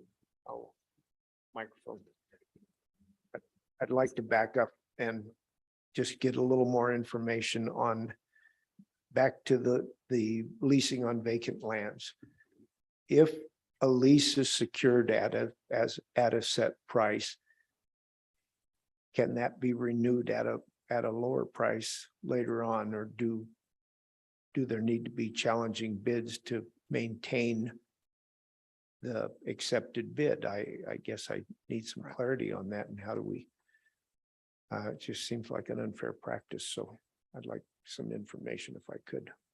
Yeah, Mr. Chairman, Mr. Co-Chair, that's another great question. The bids placed on leases is for the term of the lease, for the 10-year term of the lease. At the end of that term, it can be renewed, but it's essentially starting over. So when a competing bid in vacant land or an existing lease scenario is placed, it's for the term of that lease. So if it's the minimum is $5 and the bid is 10, the 10 is good for that term of the lease, the first 10 years. Unless it receives another competing bid, it would revert back to the minimum.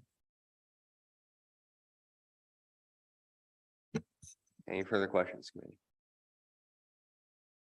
Okay, thank you very much. Going to open up to public comment. Does anybody have any public comment on the land exchange process? Any of the information we just heard from state lands? So yeah, we'll go ahead and start with Mr. Moline, then Mr. Gagnon also has his hand up.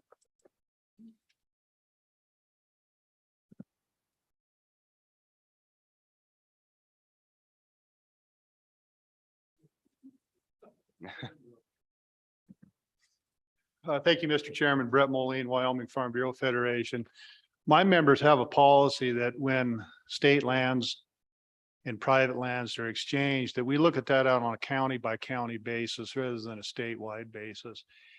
In using an exchange, between Carmen or in Converse County and Laramie County, the county that's gaining the private land and putting it into essentially on the tax rolls is getting a benefit. The county that's getting it, moving it from private to public and not getting the property tax revenue is at a disadvantage, because that land, however big it is, maybe it's not much value, but they're losing that value. And now you look at what happened in Albany County, where the land right outside the city was moved to public from private. The Albany County lost that tax revenue. And I think I request that when the state lands looks at these exchanges, keep the amount of public land and private land constant within a county, or at least the value, so that one county isn't a winner and one is a loser. With that, Mr. Chairman, I would sit for any questions. Any questions for the Farm Bureau? Thank you. Okay, thank you, Mr. Mully. Mr. McGagnon, you're next.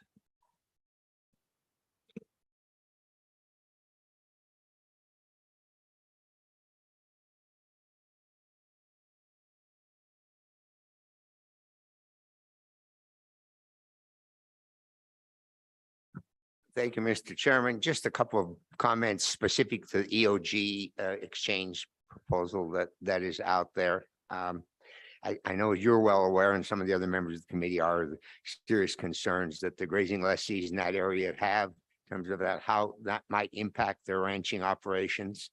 I think they're realizing that the state land board has to make this decision in the best interest overall of the beneficiaries, and that some things that could come to play there. One is that EOG has indicated that they would allow the current grazing permittees to continue to graze those lands for free while they have them. Well, if we saw a formal agreement that spells that out, that would include some effort that they would make to certainly manage their mineral development, but do it in a way that, to the extent possible, maintains the feasibility of grazing, not put up obstacles to it. That could certainly be helpful in that case. The provision that Representative Heiner brought up, if that were agreeable, to put in agreement that the preference, if those lands were sold, would go to the current grazing lessees, I think that could be very helpful. There are just a number of things that need to be explored, and our real disappointment was that as we have reviewed the board matter that was prepared by the Office of State Lands initially on this exchange, and the document that was then signed by the Board of Land Commissioners authorizing the state office to go on to the second step of this exchange process. There were a lot of things discussed in those two documents, but nowhere was the impact on current grazing lessees even mentioned. And we're not saying it should drive the outcome necessarily, but it should receive recognition and consideration to the extent that is practical in that process. And we were very disappointed that it appeared to just be ignored. So that's all I have, Mr. Chairman. Any questions for the stock growers? Yeah, well, I have one, and maybe it's more as, you know, yourself being a former director of state lands, seems like this is a lot of work to go through, you know, assessing all the value of this land, and we only get public comment at the very end, to the point where, you know, it could sway the board to maybe not go through with something because of factors that, as you point out, that have not been considered in that initial approval. So do you think this is a good use of Office of State Lands personnel? When, especially considering that it seems like a lot of local feedback has potentially not been taken into account to this point. Mr. Chairman, you know, this is a kind of a unique scenario, as you've already recognized with this particular case, because of the need to keep some values and things, you know, take it back to a different case where a current lessee comes in and proposes an exchange. We become concerned if that process becomes too public too early, because that can serve to hinder the process in terms of the values, in terms of some of the information that the current lessee is willing to share with the Office of State Lands and the Board of Land Commissioners, that at that early process shouldn't be made public. So then all of a sudden you have one like this, that because of the nature of it being so unique and it being so large, that calls for more public scrutiny and perhaps would benefit from having that earlier on. But in fairness, I find it difficult to advocate for that, realizing that if we're going to have that, then it's probably going to apply to every exchange proposal and discourage or make more difficult some smaller common sense exchange proposals. Right, completely agree with that analysis. I just wonder if there's a path forward where, if there is public feedback, as there is in this instance, that be presented not publicly but privately before, in an executive session, before the board authorizes the state lands to move forward. It seems to me that could save a lot of effort for a proposal that is proven to be, you know, very controversial, but without compromising the integrity of the exchange. Well, Mr. Chairman, that certainly would make some sense in this case. I'm thinking back and I'm not aware of any scenario where, and I'm not sure how appropriate it would be for the board to grant certain individuals an opportunity to participate in an executive session with the board. That seems to be contrary to some pretty fundamental principles. So it's worthy of some thought. I'm not sure how that could be worked out appropriately. Yep, totally agree. And so that's, I'll say my comments really. But okay, thank you for your testimony. Thank you. Hey, Mr. Obermiller.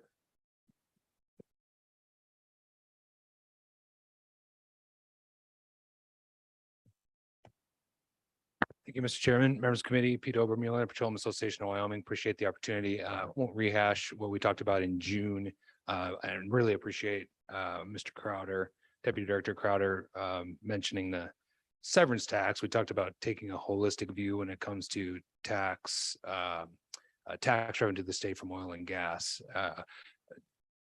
Just a reminder that multiple studies, when you take in all of our taxes, including property tax, makes a significant difference. So the most recent one from the state of Colorado looked at the effective rate in all these states from production tax, which is severance, property tax, income tax, of which you all know we have none, and sales and use tax. The effective rate in Wyoming is 10.1%, the highest of the western states, more than twice Colorado, et cetera. So I know it's not in front of the committee today to in terms of a bill draft to talk about royalty rate increases on state lands.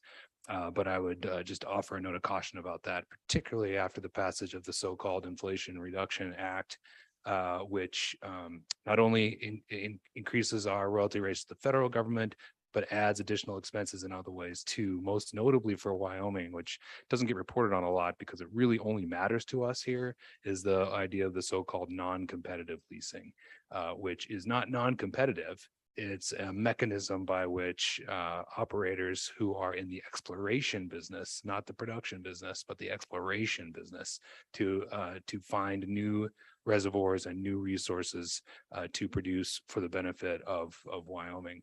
The ending of that program and the increased expense on that is a blow to Wyoming, and perhaps only Wyoming, which is probably why it doesn't get reported on all that much. So anyway, Mr. Chairman, I wanted to just offer those remarks, and just in closing, Mr. Chairman, I want to go on record thanking the Office of State Lands and Investments for their professionalism and their hard work under difficult circumstances. I think they are professional and they do a good job on behalf of the citizens of Wyoming. Okay, thank you, Mr. Obermiller. Any questions? Representative Heyer. Thank you. Thank you, Mr. Chairman. Mr. Obermuller, you have some information that's not shared with the committee. Comparison between the states like that. Is that something you could share with us so that we could see that holistic view of the taxes and implications of the different forms of taxes upon our production? Mr. Chairman, I'm happy to do so again. I believe I sent it to the committee after the June meeting, but I'm happy to send it every week. And forgive me if I don't remember, is that the one that also has analysis of all the other factors beyond taxation, say distance to market, all the other challenges that producers face in Wyoming that maybe they don't in other states? Or is it, I'm thinking of a separate one that had that analysis as well.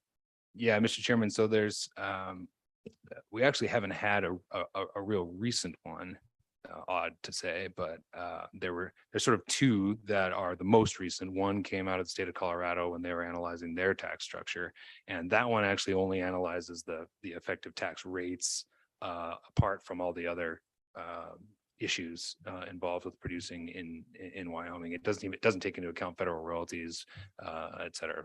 It's just those taxes that I mentioned. There was one that the Wyoming legislature commissioned that does attempt to take a look at that. And it takes some sort of interesting analysis with respect to total government rate versus total government take versus total company take and all of that. And there's some interesting conflicting data in that one. But I can send them both. I'm happy to send them both. Okay, fair enough. Any further questions, committee?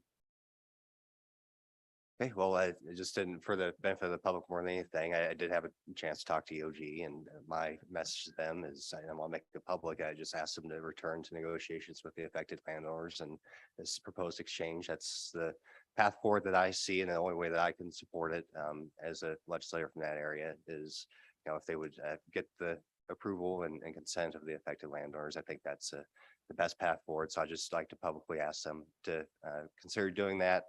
And if we're going to look for a way to move forward together, that's the path that I would recommend. So feel free to respond if you'd like, or don't.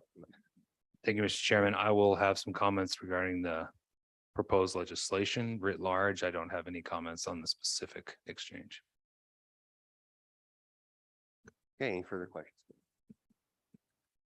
Thank you, Okay, Mr. Chairman. sir. Any further public comment? Okay, looks like we're done with we're up to 11 o'clock. So Director, just trying to see how we're going to proceed here. How much time do you think it would take to go over the personnel needs stuff? Okay.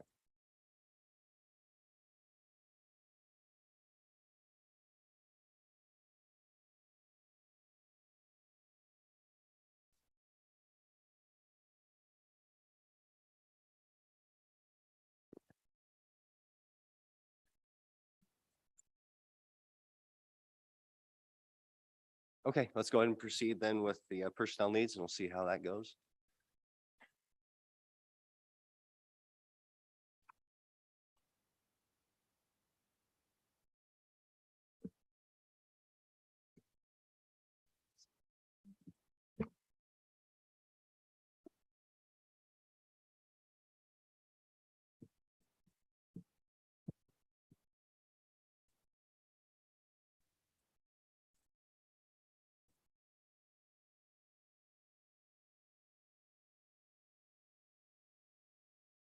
So, Mr. Chairman, we had talked previously about a workflow study. We're not quite sure exactly what the committee might be looking for in that regard, but we thought we would provide some statistical information that's in your books. There's a table in there. I think it was provided with the most recent packet, if you will, for today's meeting. And you'll see in there, we've got by fiscal years, the numbers of various applications that we've dealt with in the office.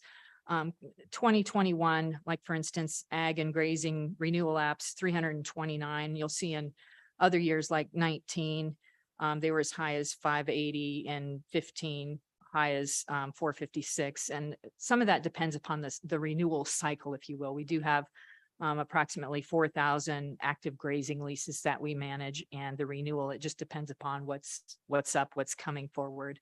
And it looks to, like in 21, that some of the other lease applications, easement applications may be down compared to other years. We think some of that is COVID related, when people just weren't out and about doing their usual course of business.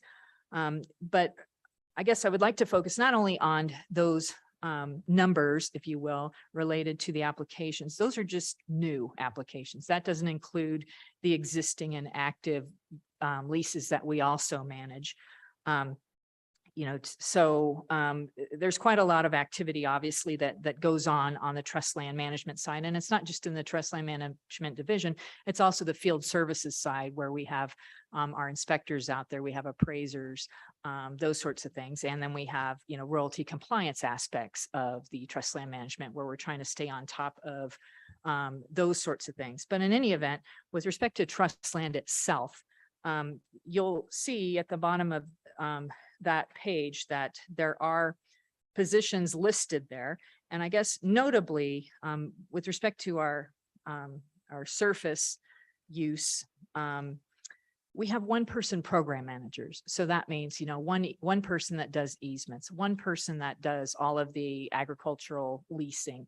And particularly like the agricultural and grazing leases, from the renewal applications to the management to the keeping the data straight, that's a lot for one person.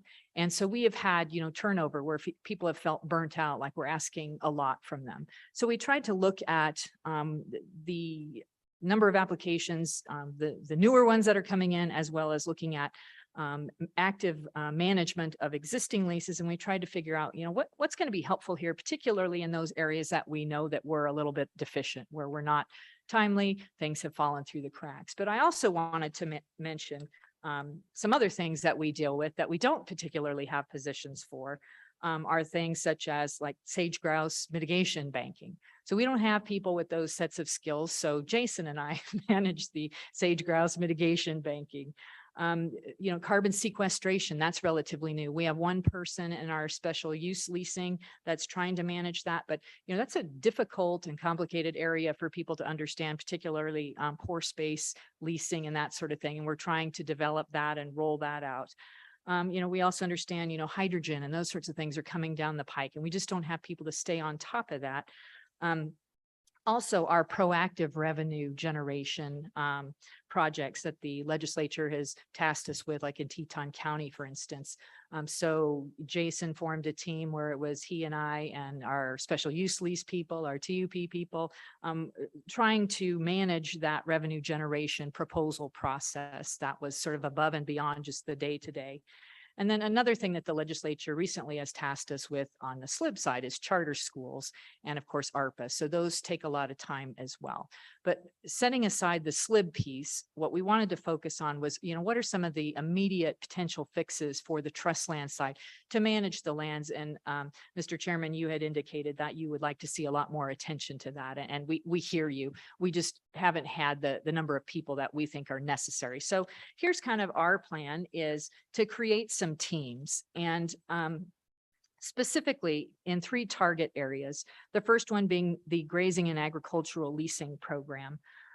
We're looking to add 2 positions underneath. What we would do is our current grazing and agricultural program manager would become the lead, if you will. And what we'd like to do is hire 2 6s under that lead. So to help with the management of the day-to-day renewal activities, the data management activities, as well as, taking the phone calls. That's another thing where we see problems and mistakes are made, is when, people are working on something and then they're interrupted by a phone call or something. And with a 1-person program manager, that person's always on the phone and being interrupted. And so we would have the supervisor, then the current person, and then 2 people underneath to help manage that. So that's one way of targeting the issues in the grazing and agricultural leasing.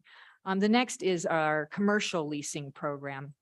What we're thinking of doing there is to add a 6 in the surface use leasing. And again, to assist with our commercial leasing, the Teton County situation with the proactive revenue generation, also with our oil and gas facilities. We've been criticized, we've been slow in issuing surface use leases for oil and gas facilities. I've had discussions with Mr. Obermuller on, are there ways that we can improve upon that? And certainly we can.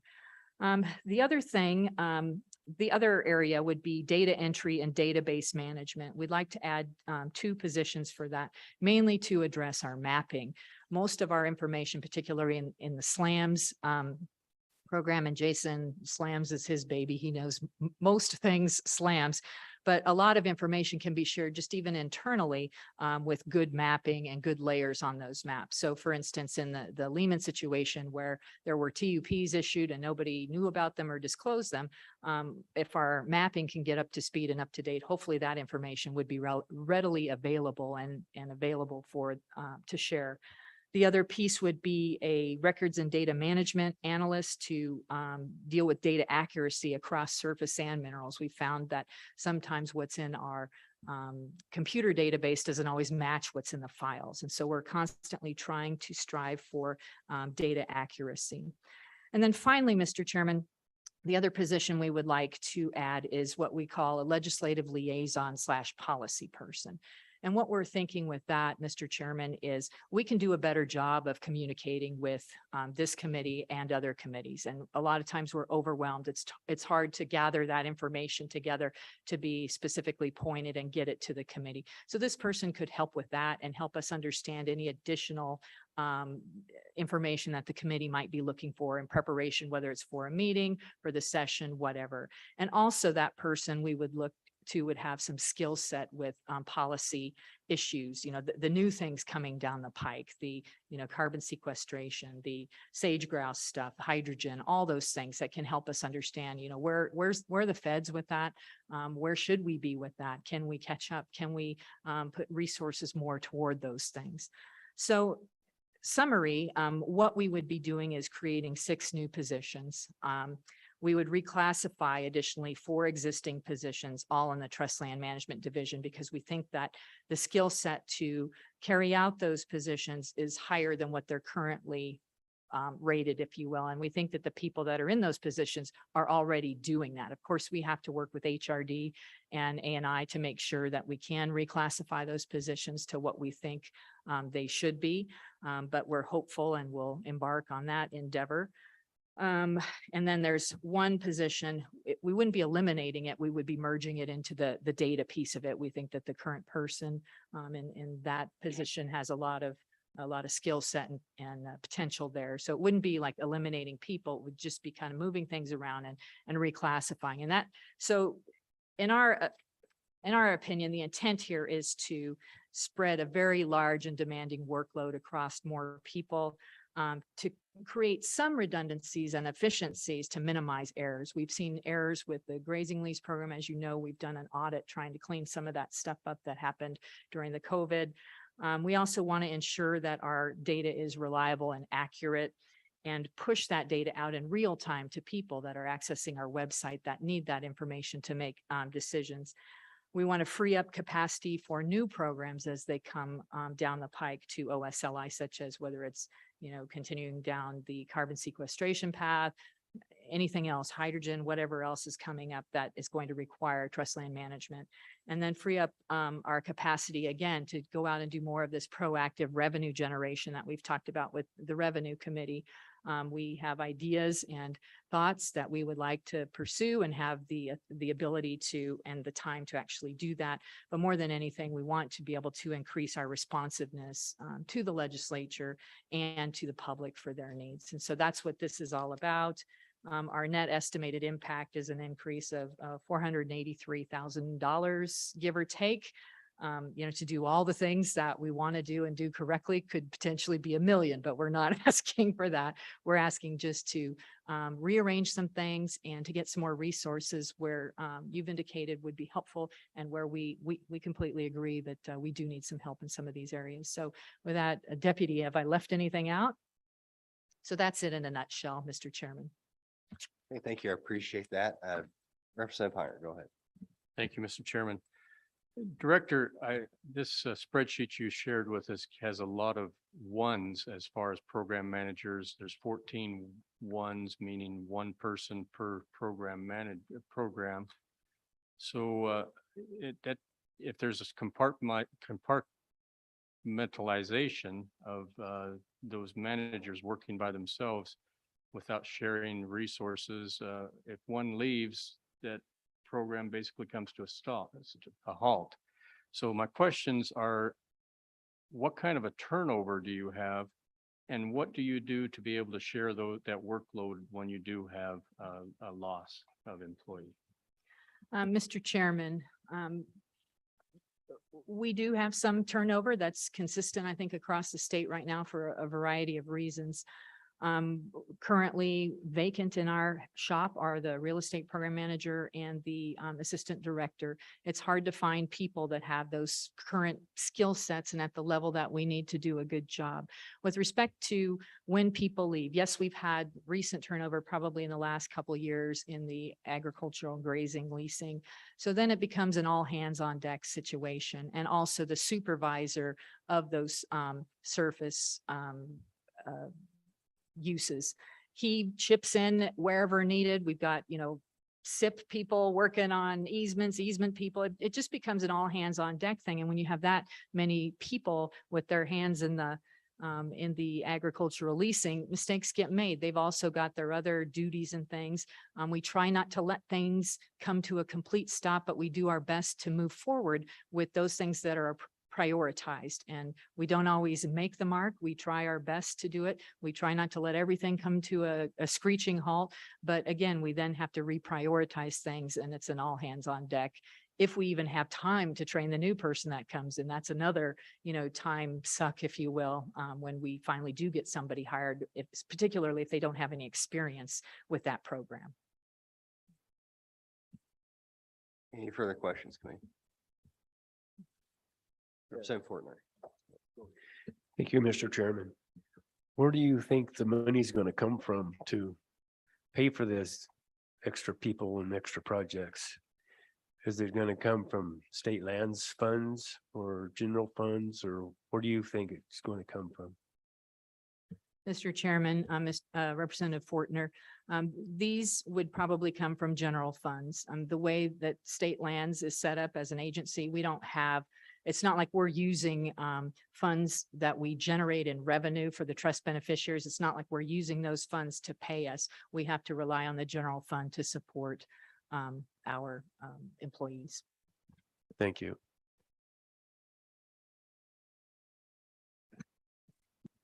So Director, I guess I'd like to get some direction on what your specific ask is to this committee, because you mentioned HRD as well, running it through them. Will your ask for more personnel go to them, or is it going to, are you asking for support from the committee, a bill, or help me out a little bit there?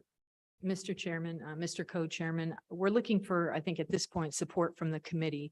We have a lot of work to do. We have spoken with the governor's office about this. The governor has told us that he's supportive to give us the resources we need to improve performance and do a good job. But we do have some homework still yet to do before we have a formal proposal. I just wanted to give you an idea of what we're thinking, at least right now, and things may change depending on our ability to reclassify and other limitations that there might be. Thank you, Mr. Chairman. Yes, ma'am. So I'm assuming that we'll see this on the supplemental budget. And you want our support to back that supplemental budget. Is that correct? Mr. Chairman, Representative Blackburn, yes. I mean, that's the goal. That's the plan, is to get something in place.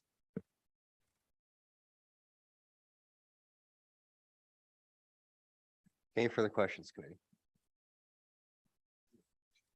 Okay, well, I appreciate this proposal. I can say personally, I can support something like this. Is some refinement, obviously, but as you take this to the governor's office, as we it goes through the whole budget process, I think it's important for those of us on the committee that'll be here for next legislative session to remember the discussions that we had today, and and the impact that your office has on everyday citizens is tremendous. And so I think it's important that we remember that, and that we look at ways to, continue to help and fix and, do a better job moving forward. So I think this is definitely a part of that discussion. And just want to say, I appreciate the fact that you have had a lot to do, especially with all the grants going through the other side of your agency, the grants and loans, and that certainly hasn't been easy, in addition to all the cuts that we've made during the COVID years and so on. So seems like a kind of a perfect storm of a lot of factors, and we need to focus on riding the ship. And I think this is one element of that. So count on my support. Can't speak for anybody else on the committee, but yeah, I think once again, I just want to say thanks for having this proposal. Thank you, Mr. Chairman. And as we further crystallize after we've talked to HRD and some others, we'll certainly provide some more materials to this committee so you have a better idea of where we are in the process. So thank you. Okay, any further questions, committee? Representative Blackburn wants to know if it's lunchtime, and I think the answer is yes. So, oh, go ahead. Oh, okay, great. Okay, yes. Forgot about Zoom. Whoops. Representative Sweeney. So yeah, we'll open this up to public comment. So yeah, don't want to jump the gun there. So we'll start with Zoom, and anybody else has public comment on this topic, we'll go after Representative Sweeney. Go ahead, sir. Thank you, Mr. Chairman and committee. I just urge your support. During budget cuts, it really made no sense to me, like our good state auditor, to reduce auditing positions in the field, and especially on minerals, made no sense. And I ask the committee not to think of this as growing state government. That's not what this is about. This is offering proper services to our constituents, and I ask for you to support state lands in these endeavors. Thank you, Mr. Chairman. Okay, thank you, Representative Sweeney. Okay, any further public comment on the personnel topic? Okay, seeing none. Thank you, Director, Deputy Director. We'll break for lunch. Believe there is a cafeteria available to the committee? Just right over there. And so with that in mind, we'll only have an hour and 15 minutes for lunch, and we'll be back right at 1:30.